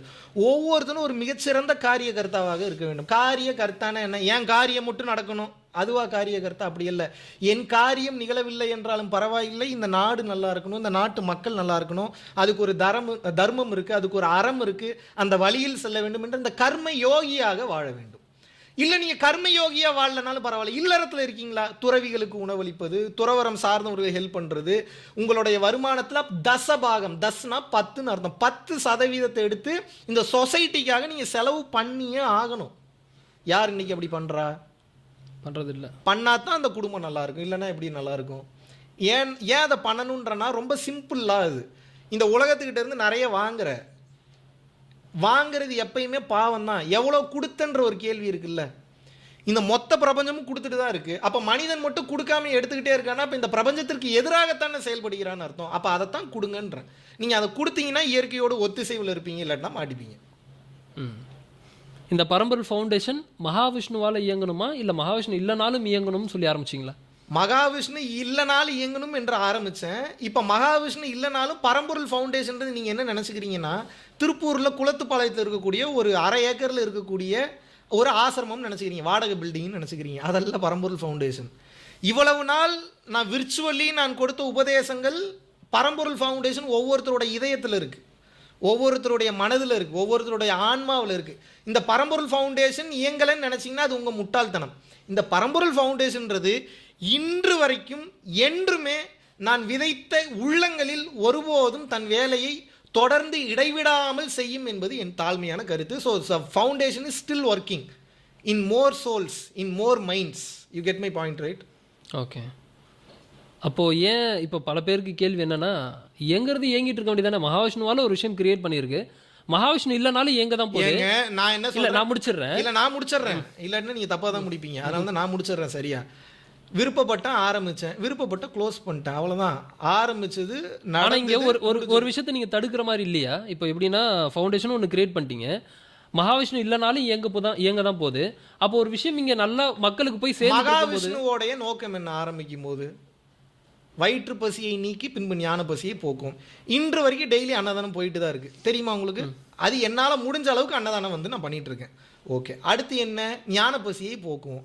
இப்போ வரைக்கும் வாய்ப்பு கிடைக்கும் போது மைக்கில் பேசுகிறேன், இப்போ வரைக்கும் வாய்ப்பு கிடைக்கும் போது இன்ஸ்டாகிராமில் பேசுகிறேன், இப்போ வரைக்கும் வாய்ப்பு கிடைக்கும் போது எக்ஸ் தளத்தில் பேசுகிறேன். டைரெக்டாக என்னோடைய நேரடி மனிதர்களை சந்திக்கும் போது அவங்ககிட்ட ஞானத்தை பரப்புகிறேன். பேன் வித்து கம்மியாக இருக்குது, வேலை மட்டும் குறையலை. புரியுதா? நான் ஏன் அவ்வளோ ஸ்ட்ரெஸ் இழுத்து போட்டு ஓடணும்? இல்லை, நீங்கள் இல்லைனாலும் இயங்க தானே போகுது, இயங்கிட்டு தானே இருக்குன்ற உங்களுக்கு ஏன் அது புரிய மாட்டேங்குது? இல்லை, ஆல்ரெடி இப்போ நீங்கள் எல்லாமே சேரிட்டி ஆக்டிவிட்டிஸ்லாம் கட் பண்ணிட்டீங்க. லைக் மக்கள்கிட்ட இருந்து வரக்கூடிய பணத்தெல்லாம் எப்படி நான் கட் பண்ணிட்டேன்னு வந்து, இல்லை மக்கள் பணம், மக்கள் கிட்ட இருந்து வரக்கூடிய பணம் வேண்டாம் என்று சொன்னேனே தவிர நான் சேரிட்டியை கட் பண்ணிட்டேன்னு உங்களுக்கு இல்லை. லைக் மக்கள்கிட்ட இருந்து நேற்று கூட முடியாதவங்களுக்கு ஒரு காலேஜ் ஃபீஸ் கட்ட முடியாத ஒருத்தவங்களுக்கு ஒரு குறிப்பிட்ட தொகை வந்து அனுப்பிச்சு வச்சேன், தெரியுமா உங்களுக்கு? ஒரு 2 நாள் முன்னாடி வந்து பார்த்தீங்கன்னா வீட்டு வாடகை கட்ட முடியாத ஒருத்தவங்களுக்கு வீட்டு வாடகை கட்டுறதுக்கு பணம் கொடுத்தேன், தெரியுமா உங்களுக்கு? ஒரு 10 days முன்னாடி ஒரு மிகப்பெரிய ப்ராப்ளமில் மாட்டிக்கிட்ட ஒருத்தரை எத்திக்கலி, அது போக வந்து பார்த்தீங்கன்னா ஃபினான்ஷியலி அவர் வெளியே கொண்டு வரதுக்கு ஒரு குறிப்பிட்ட சில பல ஆயிரங்களை வந்து நான் கொடுத்தேன், தெரியுமா உங்களுக்கு? இன்னும் நாளைக்கு ஒருத்தருக்கு ஒன்று பண்ண போகிறேன், தெரியுமா உங்களுக்கு என்ன ஏதுன்னு? இப்போ நான் என்ன கேட்குறேன்னா, நீங்களா ஒரு நினச்சிக்கிறது மகாவிஷ்ணு வந்து ஃபவுண்டேஷனை மூடிட்டாருன்னா ஒரு வேலையும் செய்கிறது இல்லை, மகாவிஷ்ணு ஃபவுண்டேஷன் மூடிட்டாருன்னா சேரிட்டி ஆக்டிவிட்டீஸ்லாம் குறைச்சிட்டார். அப்படி இல்லை. கோடி ரூபாய் இருந்தால் கோடி ரூபாய்க்கு தகுந்த மாதிரி உதவி பண்ணுங்க. 1000 ரூபாய் இருந்தால் 1000 ரூபாய் இருக்கிற அந்த ஸ்டேட்மெண்ட் தான் நான் கேட்குறேன். அந்த ஸ்டேட்மெண்ட் இப்போ நீங்கள் ஒரு சில ஆயிரங்களுக்கு நீங்கள் பண்ணியிருக்கீங்க, பட் ஃபவுண்டேஷன் இருந்தால் பல லட்சங்களுக்கு பண்ணியிருக்க முடியும். அது அவசியம் இல்லைன்னு நினைக்கிறேன். அது அவசியம் இல்லைன்னு வந்து அது யாருக்கு அவசியம் இல்லை? மகாவிஷ்ணுக்கு அவசியம் இல்லையா, இல்லை மக்களுக்கு அவசியம் இல்லைன்னு? எனக்கு அவசியம் இல்லைன்னு வச்சுக்கோங்களேன். மகாவிஷ்ணுக்கு அவசியம் இல்லை. உண்மையான அருள்நிலை என்பது அமைப்புகள் இல்லாமலேயே இயங்குகிறது. நான் ஒரு கட்டத்துக்கு தலைவராக இல்லை, அது எனக்கு அது கிளியராக புரியுது. இந்த ஒரு விஷயத்தை மட்டும் எனக்கு கிளியர் பண்ணிவிடுங்க. ஃபவுண்டேஷன் மகாவிஷ்ணுவால் இயங்கலை, மகாவிஷ்ணு அதுக்கு ஒரு காரணமாக இருந்திருக்கிறார். இப்போ மகாவிஷ்ணு இல்லைனாலும் ஃபவுண்டேஷன் இயங்க தான் போகுது. அப்படி தான் நீங்கள் ஸ்டார்ட் பண்ணீங்க. இப்போ நீங்கள் வேண்டாம் அப்படின்னு நீங்கள் நினைக்கலாம். அதை எடுத்துக்கொண்டு போகக்கூடிய பக்குவம் வந்து பார்த்தீங்கன்னா இப்போ இருக்கக்கூடிய மனிதர்களுக்கு இல்லை. ஸோ அதை வந்து அந்த வெயிட்டேஜை கேரி பண்ணி அது கொடுக்கக்கூடிய அந்த ப்ரெஷர்ஸை ஹேண்டில் பண்ணுற அளவுக்கு உங்களுக்கு பார்க்குறதுக்கு 2-3-4 வருஷத்தில் வந்து பார்த்தீங்கன்னா அது ஒரு ரொம்ப எளிமையாக வளர்ந்து வந்த மாதிரி தெரியும். இதோடைய ஸ்ட்ரெஸ் டிப்ரெஷன் வந்து எனக்கு இல்லை, நம்மை சார்ந்தவர்களுக்கு நல்லா புரிஞ்சுக்கணும். நான் ஜாலியாக போகிறேன், நான் ஜாலியாக வர்றேன், ஈஸியாக எல்லா வேலைகளையும் செய்வேன். பட் அங்கே ஒவ்வொரு ஈவெண்ட்டும் நடக்கிறதுக்கு, அது கரெக்டாக நடக்கிறதுக்கு, எனக்கு பிடிச்ச மாதிரி நடக்கிறதுக்கு, அது தர்மத்தின் வழியில் அவ்வளோ சில நேரத்தில் தேவையில்லாத சில இடங்கள்லேருந்து ப்ரெஷர்ஸ் வரும். அதெல்லாம் ஹேண்டில் பண்ணி கொண்டு போகக்கூடிய பக்குவம் நம்மை சார்ந்தவர்களுக்கு இன்னும் முழுதுமாக இல்லை. அது நம்ம இன்னும் அதை இன்னும் பல நபர்களை வந்து இன்னும் நம்ம அதிகப்படுத்தணும். அது இன்னும் தனியான ஸ்பெஷலைஸ்டான ஹெல்ப்லைன் டீம் வந்து நம்ம போடணும். அது ரொம்ப பெரிய வேலை. அது பண்ண முடியாமல் கிடையாது. இப்போவே தகுதித்தான் போடுறாங்க. ஸோ இதவே ஹேண்டில் பண்ண முடியாதவங்களை நீ நம்ம வந்து தேவையில்லாமல் வெயிட்டேஜை நம்ம தூக்கி வச்சோம் அப்படின்னா அந்த வெயிட்டேஜை வந்து ஹேண்டில் பண்ண முடியாது என்பது தாழ்மையான கருத்து. இதை பார்க்குறவங்க ஒரு சில பேர், இல்லை இவர் அவசரப்பட்டுட்டாரு, வேற இது யார் வேணாலும் உட்கார்ந்த இடத்துல இருந்து பார்த்துட்டு என்ன வேணால் வாய்க்கிலேயே பேசலாம். நம்ம ஒரு கஷ்டத்தில் இருக்கும்போது ₹1 உதவி செய்யாதவர்கள், நம்ம ஒரு தேவையில் இருக்கும்போது அதை தவறாக புரிந்து கொண்டு பொய்யான செய்தியை பரப்புவர்கள் மத்தியில் எந்தவித உதவியும் செய்யாமல் ஊருக்குள்ளே உட்காந்துக்கிட்டு வீட்டுக்குள்ளே உட்காந்துட்டு யார் வேணாலும் என்ன வேணாலும் பேசலாம். ஆனால் இதில் என்ன வெயிட்டேஜ் இருக்குன்னு வந்து ட்ராவல் பண்ணுறவங்களுக்கு தான் வந்து தெரியும். இதில் இன்னொன்று என்ன அப்படின்னா, எனக்கு எங்கேயுமே ஸ்ட்ரெஸ் டிப்ரெஷன் சத்தியமாக வரல. அதனால தான் ஜாலியாக அவ்வளோ நாள் போயிட்டு. எங்கே வந்ததுன்னா, யாருக்காக இவ்வளோ தூரம் நம்ம உழைக்கிறோமோ அந்த மனிதர்களே நம்மளை புரிந்து கொள்ளவில்லையே. அது எப்படி புரிஞ்சுக்கலன்னு உங்களுக்கு நீங்கள் கேட்கலாம். புரிந்து கொள்ளவில்லை என்பதற்கு ஒரு சில அடையாளங்கள் இருக்குது. அவ்வளோ கூட அறிவில்லாமலாம் இல்லை. அது சில விஷயங்களில் வந்து ரிஃப்ளெக்ட் ஆகும். ஃபினான்ஷியலி ரிஃப்ளெக்ட் ஆகும், மாரலி ரிஃப்ளெக்ட் ஆகும், நீங்கள் ரிலேஷன்ஷிப் வைஸாக வந்து உங்களுக்கு வந்து ரிஃப்ளெக்ட் ஆகும். அந்த நம்பிக்கை மனிதர்கள்கிட்ட இல்லை என்ற புரிதல் வரும்போது இவங்களுக்காக தான் இவ்வளோ தூரம் பண்ணுறோம், அதனுடைய பலனே அங்கே இல்லை, அப்போ ஏன் அதை பண்ணணுன்ற ஒரு கேள்வி இருக்குல்ல. ரெண்டாவது, இவ்வளோ தூரம் உயிரை கொடுத்து நாங்கள் எங்கள் உயிரவே தியாகம் பண்ணுற அளவுக்கு இருந்தாலும் அந்த உயிர் தியாகம் பண்ணதுக்கு வேல்யூ இல்லாமல் போயிருமோன்னு தோணுது. புரியுதா உங்களுக்கு நான் என்ன சொல்கிறது? இப்போ நான் என்னன்னா சுயநலம் சார்ந்திருக்கேன். ஆமாம், சுயநலம் சார்ந்து தான் இருக்கேன். என் ஆன்ம வளர்ச்சியை பார்ப்பதற்காக நான் இருக்கேன். இதில் என்ன தப்பு இருக்குன்னு கேட்குறேன். புரியுதா? ஓகே, அதுதான் திரும்ப நான் அந்த இடத்துல தான் வந்து நிற்கிறேன். நீங்கள் ஆல்ரெடி ஒன்று கிரியேட் பண்ணிட்டீங்க. இப்போ மகாவிஷ்ணு இதுக்குள்ளே சம்மந்தம் பண்ணுன்ற அவசியமே இல்லை. அப்போ பணம் வருது, அதோட சேரிட்டி ஆக்டிவிட்டிஸ் மட்டும் பண்ண போகிறாங்கன்னா இது அப்படி நடக்கிறது நடந்துகிட்டே இருக்கட்டுமே. ஏங்க, ஒரு நியூஸ் போகுதுன்னா அது அவங்களோட குடும்பம் முதற்கொண்டு எல்லாரையுமே பாதிக்கும். புரியுதா உங்களுக்கு? ஒரு கொலை கேஸ் வந்திருக்குன்னு சம்மந்தமே எல்லாம் போடுறான், 2000 கோடி 3000 கோடி இருக்குது அப்படின்ற மாதிரி வந்து போடுறாங்க. இது எப்பேற்பட்ட மன உளைச்சலை அவங்க சார்ந்தவங்களுக்கு கொடுக்குன்றது உங்களுக்கு புரிய மாட்டேங்குது. நம்ம ஜாலியாக இருக்கோம், அத்தனை நாடு போறோம், இந்த நாடு வரோம். அழைக்கிறான் மாதம் நடத்தும் போதே உள்ள இத்தனை பேர் இருக்கும்போது நிறைய விஷயங்கள் எனக்கு எப்படி இப்போ நீங்கள் நினச்சி பாருங்க. நம்ம பாட்டுக்கு நான் வந்து ஆஃபீஸில் ஃபவுண்டேஷன் இருந்த நாட்களே ரொம்ப ரொம்ப கம்மி, நிர்வாகத்தில் இருக்கக்கூடிய நபர்கள் வேறு. அப்போ அவர்களால் ஒரு குறிப்பிட்ட லெவல் வெயிட்டேஜ் தானே தாங்க முடியும். எவ்வளோ வெயிட்டேஜ் அவர்களால் வந்து தாங்கிக் கொள்ள முடியும்? அப்போ என்னன்னா, நம்ம வந்து பணம் மட்டும்தான் உங்கள் கண்ணுக்கு தெரியுதே தவிர ஒருத்தருடைய உடல் நலன் மன நலம் என்பது உங்களுக்கு வந்து தெரிவதில்லை. ஏமாத்தலாமே தவிர அவங்களாம் ஹாப்பியாக இருக்கிறாங்கன்ற மாதிரி அந்த ஸ்ட்ரெஸ் டிப்ரெஷன் அவர்களை ஆட்கொள்ள ஆரம்பித்து விடுகிறது. அப்போ ஒரு நல்ல ஒரு குருவாக, நல்ல ஒரு உபதேசியாக, நல்ல ஒரு நண்பனாக, நல்ல ஒரு ரிலேஷன்ஷிப்பில் இருக்கக்கூடிய ஒரு பர்சனாக அவங்க கூட நான் இருக்கும்போது நான் என்ன பண்ணணும்? அவங்கள அந்த பிரச்சனையிலேருந்து விடுவிக்கணும். விடுவிக்கிறது மட்டும் இல்லாமல் நான் என்ன பண்ணணும்? நான் ஆரம்பித்த பஞ்சாயத்தை நானே ஒரு முடிவு கொண்டு வரணும். அதனால ஒரு மிகச்சிறந்த ஒரு வழிகாட்டியாக எனது கடமை, ஒரு மிகச்சிறந்த குருவாக எனது கடமை என்னன்னா, இப்போ அவங்களுக்கு அவங்களோட எதிர்காலத்துக்கு ஒரு வருமானம் ஏற்படுத்தி கொடுக்கணும். குருவின் கருணையை அப்படியே நீங்கள் வச்சுக்கோங்கன்னு சொல்லிட்டேன். இப்போ அவங்களுக்கு வேணுங்கிற அந்த ஹாப்பினஸ், அவங்களுக்கு வேணுங்கிற அந்த வருமானம், அவங்களுக்கு கிடைக்கிற கொஞ்சோண்டு வருமானத்தை வச்சு அவங்க ஆனந்தமாக வாழ்ந்துக்கிறாங்க. அவங்க அப்பேற்பட்ட ஒரு மனிதர்கள் தான். சசியும் சரி, கார்த்தியும் சரி, அதை சார்ந்து இருப்பவர்களும் சரி, இருக்கக்கூடிய வருமானத்தை வைத்து எங்களுக்கு மகாவிஷ்ணு இருந்தால் போதும்னு நினைக்கிறவங்க தானே தவிர ஒருபோதும் பணம் இருந்தால்தான் நாங்கள் வாழ வேண்டும் அப்படின்னு நினைக்கிறவங்க வந்து கிடையாது. இப்போ உங்களுக்கு பதில் கிடைச்சிருக்குன்னு நினைக்கிறேன். ஓகே, இல்லை மறுபடியும் அங்கேயே தான் வந்து கரெக்டு தான். கரெக்டு தான். ஏன் காதில் வந்த பல கேள்விகள் இருக்கும் இல்லையா, என்கிட்ட கேட்ட பல கேள்விகள் இருக்கும் இல்லையா, மகாவிஷ்ணு ஏன் திடீர்னு க்ளோஸ் பண்ணார், அதை சார்ந்து தான் நான் நிறைய விஷயங்களை கேட்குறேன். அந்த வகையில் ரேஞ்ச் ரோவர் காரில் போகிறார். நிறைய நம்மளோட வீடியோஸ் நம்ம பார்த்தா கூட, நம்ம பேசின லைவாக இருக்கட்டும், இல்லை நம்ம போட்ட அந்த விலாகாக இருக்கட்டும், எல்லாத்துக்கு கீழேயுமே வந்து நல்லா ரேஞ்ச் ரோவரில் போகிறாரு, கார் நல்லா சூப்பரான கார் வச்சுருக்கிறாரு, நல்லா ட்ரெஸ் பண்ணிக்கிறாரு. இது எல்லாமே வந்து அவர் சம்பாரித்த பணமா இல்லை நாங்கள் கொடுத்த ஒரு பணமான்ற ஒரு கேள்வி வருது இல்லையா, அதை எப்படி நீங்கள் பார்க்குறீங்க? வைத்தறிச்சல் இருக்கிறவன் 1000 பேர் 1000 விஷயமா வந்து கேட்பான். மகாவிஷ்ணுவுக்கு நான் ஆல்ரெடி பல டைம் சொல்லிட்டேன். Mahavishnu is earning the income separately. ஒரு வருடத்திற்கு 2 கோடி ரூபாய்க்கு மேலே டர்ன் ஓவர் பண்ணுறேன், பல லட்சம் ரூபாய் இன்கம் ஏர்ன் பண்ணுறேன்னா, மறுபடியும் சொல்கிறேன், நான் ரேஞ்ச் ரோவரில் போவேன், பென்ஸில் போவேன், ரோல்ஸ் ராய்ஸில் கூட போவேன். உனக்கு என்னடா பிரச்சனைன்னு கேட்பேன். கேட்கலாம்ல? நான் தனி வகையாக ஒரு இன்கம் வந்து ஏர்ன் பண்ணுறேன். அது வந்து என்னோட கரண்ட் அக்கௌண்ட்டில் வருது.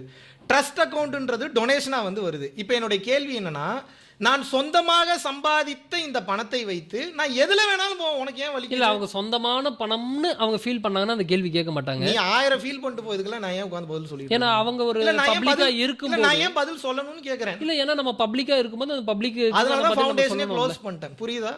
இப்படி நான் சரியாக தான் நடந்துகிட்டு இருக்கேன். என்னுடைய பாயிண்ட் ஆஃப் வியூல மிகச் சிறப்பாக வந்து இப்போ ஒரு விஷயத்தை நான் முடிச்சுக்கிறேன். நீ ஆரம்பிச்சதை தான் முடிக்கிறேன். என் பாதையில் நான் சரியாக போயிட்டு இருக்கேன். எனக்கு கோவம் வரும் எப்போ நான் சரியாக போயிட்டு இருக்கும்போதே எனக்கு கேள்வி கேட்டால் கோவம் வரும். இப்போ நான் வந்து கார் ஓட்டுறேன், நீங்கள் பக்கத்தில் வந்து உட்காந்துருக்கீங்க, கார் சாவி புதுசாக வந்து என்கிட்ட கொடுக்குறீங்க, கார் ஓட்டி காட்டுங்கன்னு கொடுக்குறீங்க. நான் கார் ஓட்டுறேன், 2.5 கிலோமீட்டர் போகிறேன், உங்களுக்கு கார் ஓட்ட தெரியுமான்னு கேட்குறீங்க. ஓட்டுவாங்க, நல்லா தான் ஓட்டுவாங்கன்றேன். மறுபடியும் ஒரு 3.5 கிலோமீட்டர் போகிறேன், போனதுக்கப்புறம் கார் நல்லா ஓட்ட தெரியுமா உங்களுக்கு? ஓட்டுவாங்க அப்படிங்கிறேன்.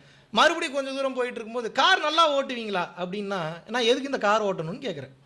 புரியுதா? காரை கொடுத்தாச்சுன்னா வேலையை பார்த்துட்டு சும்மா உட்காரணும். அது ஸ்ட்ரைட் ஃபார்வர்டாக இருக்கிறவங்களாம் கோவம்லாம் எக்கு தப்பாக வரும். எனக்கு வந்து கோவம் வரும். நீ தேவையில்லாமல் என் கேரக்டரை பற்றி, என்னோட ஆட்டிடியூடை பற்றி, நான் வாழக்கூடிய வாழ்க்கை முறையை பற்றி நீ கேள்வி கேட்குறேன்னு எனக்கு கோபம் வரும். அப்படியெல்லாம் ஃபவுண்டேஷன் நடத்தணும் ஒன்றும் அவசியம் கிடையாது. புரியுதா? அப்படி கேள்வி கேட்கணுன்ட்டு இருந்தால் அது கவர்மெண்ட் இருக்காங்க, அது இப்படி கேள்வி கேட்கணுன்ட்டு இருந்தால் இன்கம் டேக்ஸ் ஆஃபீஸர்ஸ் இருக்காங்க, என்ஃபோர்ஸ்மெண்ட் டைரக்டரேட் இடின்னு சொல்லிட்டு ஒருத்தங்க இருக்காங்க. அவங்க தாராளமாக கேள்வி கேட்கட்டும், பதில் சொல்ல போகிறேன். நான் இவ்வளோ தூரமாக தைரியமாக உட்காந்துருக்கேன்னா பேப்பர்ஸ் கரெக்டாக இல்லாமல் ஒருத்தர் எப்படி உட்காந்துருப்பான்? 1000 பேர் 1008 பேர் விஷயம் வந்து கேட்கலாம். என்னென்னமோ தோணும் ஒருத்தனுக்கு, என்னென்னமோ தோணும். இந்த உலகத்தில் ஜெயித்தவனுக்கும் வரலாறு உண்டு, தோற்றவனுக்கும் வரலாறு உண்டு. விமர்சனம் செய்பவனுக்கும் வேடிக்கை பார்ப்பவனுக்கும் வரலாற்றில் ஒரு வரி கூட கிடையாதுன்றது என்னுடைய தாழ்மையான கருத்து. புரியுதா உங்களுக்கு? கார் ஓட்டுற அதே கதை தான். காரை ஓட்டணும்னு கையில் கொடுத்தாச்சுன்னா பேசாமல் உட்காந்து வரணும். கார் ஓட்ட தெரியுமா, கார் ஓட்ட தெரியுமா, கார் ஓட்ட தெரியுமா? அது பாரு, நான் ஃபவுண்டேஷன் ஆரம்பிச்சு 4.5 வருஷம் முடிஞ்சு, கிட்டத்தட்ட இப்போ 5வது வருஷம் நம்ம தொடங்க போகும்போது இன்னும் நீங்கள் கேட்டுட்டு இருக்கீங்க, டொனேஷன் என்ன பண்ணீங்க, டொனேஷன் என்ன பண்ணீங்க, டொனேஷன் என்ன பண்ணீங்க. டொனேஷன் நான் என்ன பண்ணுறேன்றதை கேட்குறதுக்கு தனி டீமே இருக்குப்பா கவர்மெண்ட்டில். உனக்கு என்னடா அவ்வளோ அக்கறை? ரெண்டாவது, இது ஒரு பிரைவேட் ஃபவுண்டேஷன். நீ இப்படி கேட்குறதுக்கு உனக்கு ரைட்ஸே கிடையாது. பிரைவேட் ஃபவுண்டேஷன் நீ எங்கே என்ன பப்ளிக் லிமிட்டட்? அது எப்படி நீ வந்து நான் ஷேர் மார்க்கெட் நடத்திட்டு இருக்கிறேன்னா, நான் ஈக்விட்டிஸை வந்து மெயின்டைன் பண்ணிட்டு இருக்கேன்னா, ஒரு பிரைவேட் என்ஜிஓவில் உனக்கு முதல்ல கேட்கறதுக்கு ரைட்ஸே கிடையாது. அதை கேள்வி கேட்கறதுக்கு ரைட்ஸ் இருக்கக்கூடிய பீப்புள் இருக்காங்கன்னா தாராளமாக இருந்து கொண்டு போட்டுமே. அதை அந்த கவர்மெண்ட்டுக்கு நான் பதில் சொல்லிக்கிறேன். உனக்கு என்னடா எவ்வளோ பிரச்சனை நான் கேட்குறேன். சரிதானே? சரிதான். பப்ளிக்கா போகும்போது ஒரு கேள்வி நிச்சயமா வரும். ஏன்னா நான் டொனேட் பண்றேன், அதனாலதான் சரியா நீங்க பண்றீங்களான்னு எனக்கு தெரியணும். ஏன்னா ஆரம்பிக்கும் போது மறுபடியும் சொல்றேன், நீ பப்ளிக்ல நீ என்ன பண்ணிருக்கன்றது முதற்கொண்டு எல்லாமே கவர்மெண்ட் கிட்ட உங்களுக்கு புரியுதா புரியலையா? ட்ரஸ்ட் சம்பந்தமான பீப்புள்னு ஒரு பீப்புள் இருப்பாங்க, அதுக்கு ஒரு தனி டைரக்டரேட்டே இருக்கு. அங்க இருக்கக்கூடிய பீப்புள் தனியா ட்ரஸ்டோடைய ₹1 உள்ள போனதுல இருந்து ₹1 வெளியே வர்ற வரைக்கும் மொத்தத்தையும் அக்கௌண்டிங் பண்ணணும். நீங்க நினைக்கிற மாதிரி இல்ல. ஓகே. சோ இது மக்களோட கேள்வி, ஏகப்பட்ட விஷயங்கள் இது சார்ந்து இருந்தது. 100 வருஷம் கழிச்சாலும் இதே தான் கேட்பாங்க. அவங்க லூசுங்களுக்கு பதில் சொல்றதை விட்டுட்டு ப்ரொடெக்டிவா இந்த நாட்டுக்கு உதவுற மாதிரி உருப்படியாக முதல்ல போய் ஒரு 4 பேருக்கு சாப்பாடு போட சொல்லு. முதல்ல இருக்கிற வீட்டுக்கு உண்மையாக இருக்க சொல்லு. என்னை கேள்வி கேட்கறத விட்டுட்டு முதல்ல அவனை யாருன்னு அவனை கேள்வி கேட்க சொல்லு. அவன் வாழ்க்கையில் காலையிலேருந்து தூங்குற வரைக்கும் உருப்படியாக ஏதாவது வேலையை செய்கிறானான்னு அதை பார்க்க சொல்லு. பக்கத்து வீட்டுக்காரனுக்கு உருப்படியாக இருக்கிறானா, உன் வீட்டுக்கு உருப்படியாக இருக்கியா, முதல்ல நீ எழுதின எத்திக்ஸ்க்கு நீ முதல்ல உருப்படியாக உன் வாழ்க்கையில் உருப்படுற மாதிரி நடந்துக்கிறியான்னு சொல்லி அவனை பார்க்க சொல்லு. அதை பார்க்குறத விட்டுட்டு அடுத்தவனையே வந்து கேள்வி கேட்குற. அதான் சொல்லிட்டேனே, நீ ஒருத்தனை ஒரு கேள்வி கேட்கறனாலே அது அவனை கேட்கல, உன்னை நீயே கேட்டுக்கிற. அது உன்னோட ரிஃப்ளெக்ஷன் தான். நீ எவ்வளோ கேவலமாக கேள்வி கேட்குறன்றதை பொறுத்து நீ எவ்வளோ கேவலமானவன்றது அதில் தெரியுது. ஓகே. மனிதர்கள் இல்ல இவ்வளவு ஒரு ஆக்ரோஷமான ஒரு பதில். ஆமா, அப்புறம் ஒரே கேள்வியவே 4-5 வருஷமா கேட்டா ஒரு மனுஷனுக்கு பொறுமைன்ற ஒரு எல்லை இருக்குல்ல, அது சரியான வந்து அதையும் தாண்டி அந்த கேள்விக்கு ஏகப்பட்ட இடத்துல வந்து நீங்க பதிலும் கொடுத்துருப்பீங்க. மறுபடியும் அதே கேட்டா அப்புறம் ஆத்திரம் வருமா வராதா? ஸோ இந்த மகாவிஷ்ணுவோட பயணத்துல, இந்த வாழ்க்கை பயணத்துல மகாவிஷ்ணு இந்த ஏஜ்ல அப்படின்னு நீங்க ரொம்ப சூப்பரா பார்த்த ஒரு ஏஜ் அப்படின்றது நிறைய மறந்துருச்சு எனக்கு வாழ்க்கையில நடந்ததெல்லாம். அப்ப அந்த மாதிரிலாம் ஒன்றும் இல்லை, எனக்கு அதெல்லாம் தெரியல. இப்போ இதுதான் எனக்கு வந்து பெஸ்ட்டாக சிறப்பாக வந்து தெரியுது. இந்த மூமெண்ட், இந்த ரியாலிட்டி ரொம்ப உண்மையாக தெரியுது எனக்கு.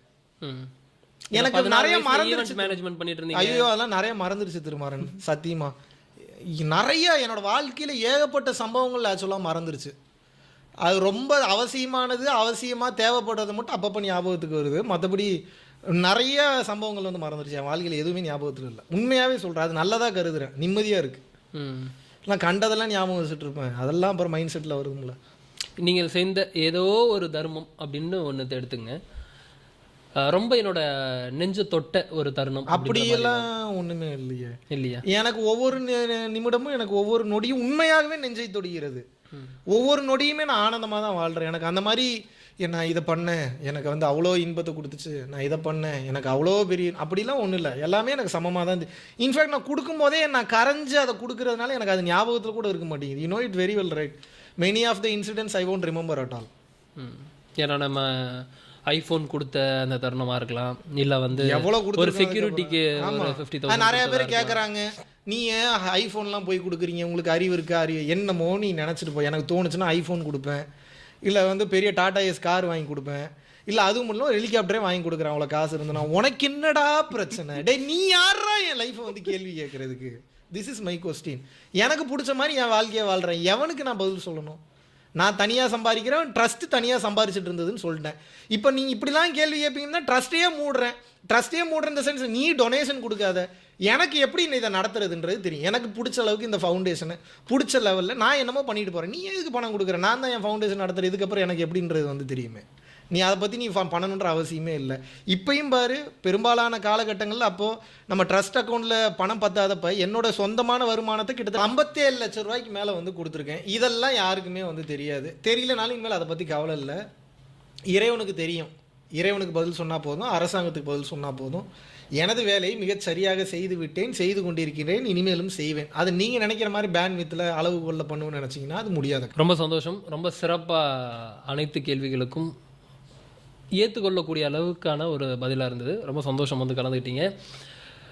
மீண்டும் இதே மாதிரி வேறு ஏதாவது ஒரு வாய்ப்பு இருந்துச்சுன்னா நிச்சயமாக நம்ம சந்திப்போம். Thank you so much. குருவே சரணம். நன்றி, வணக்கம்.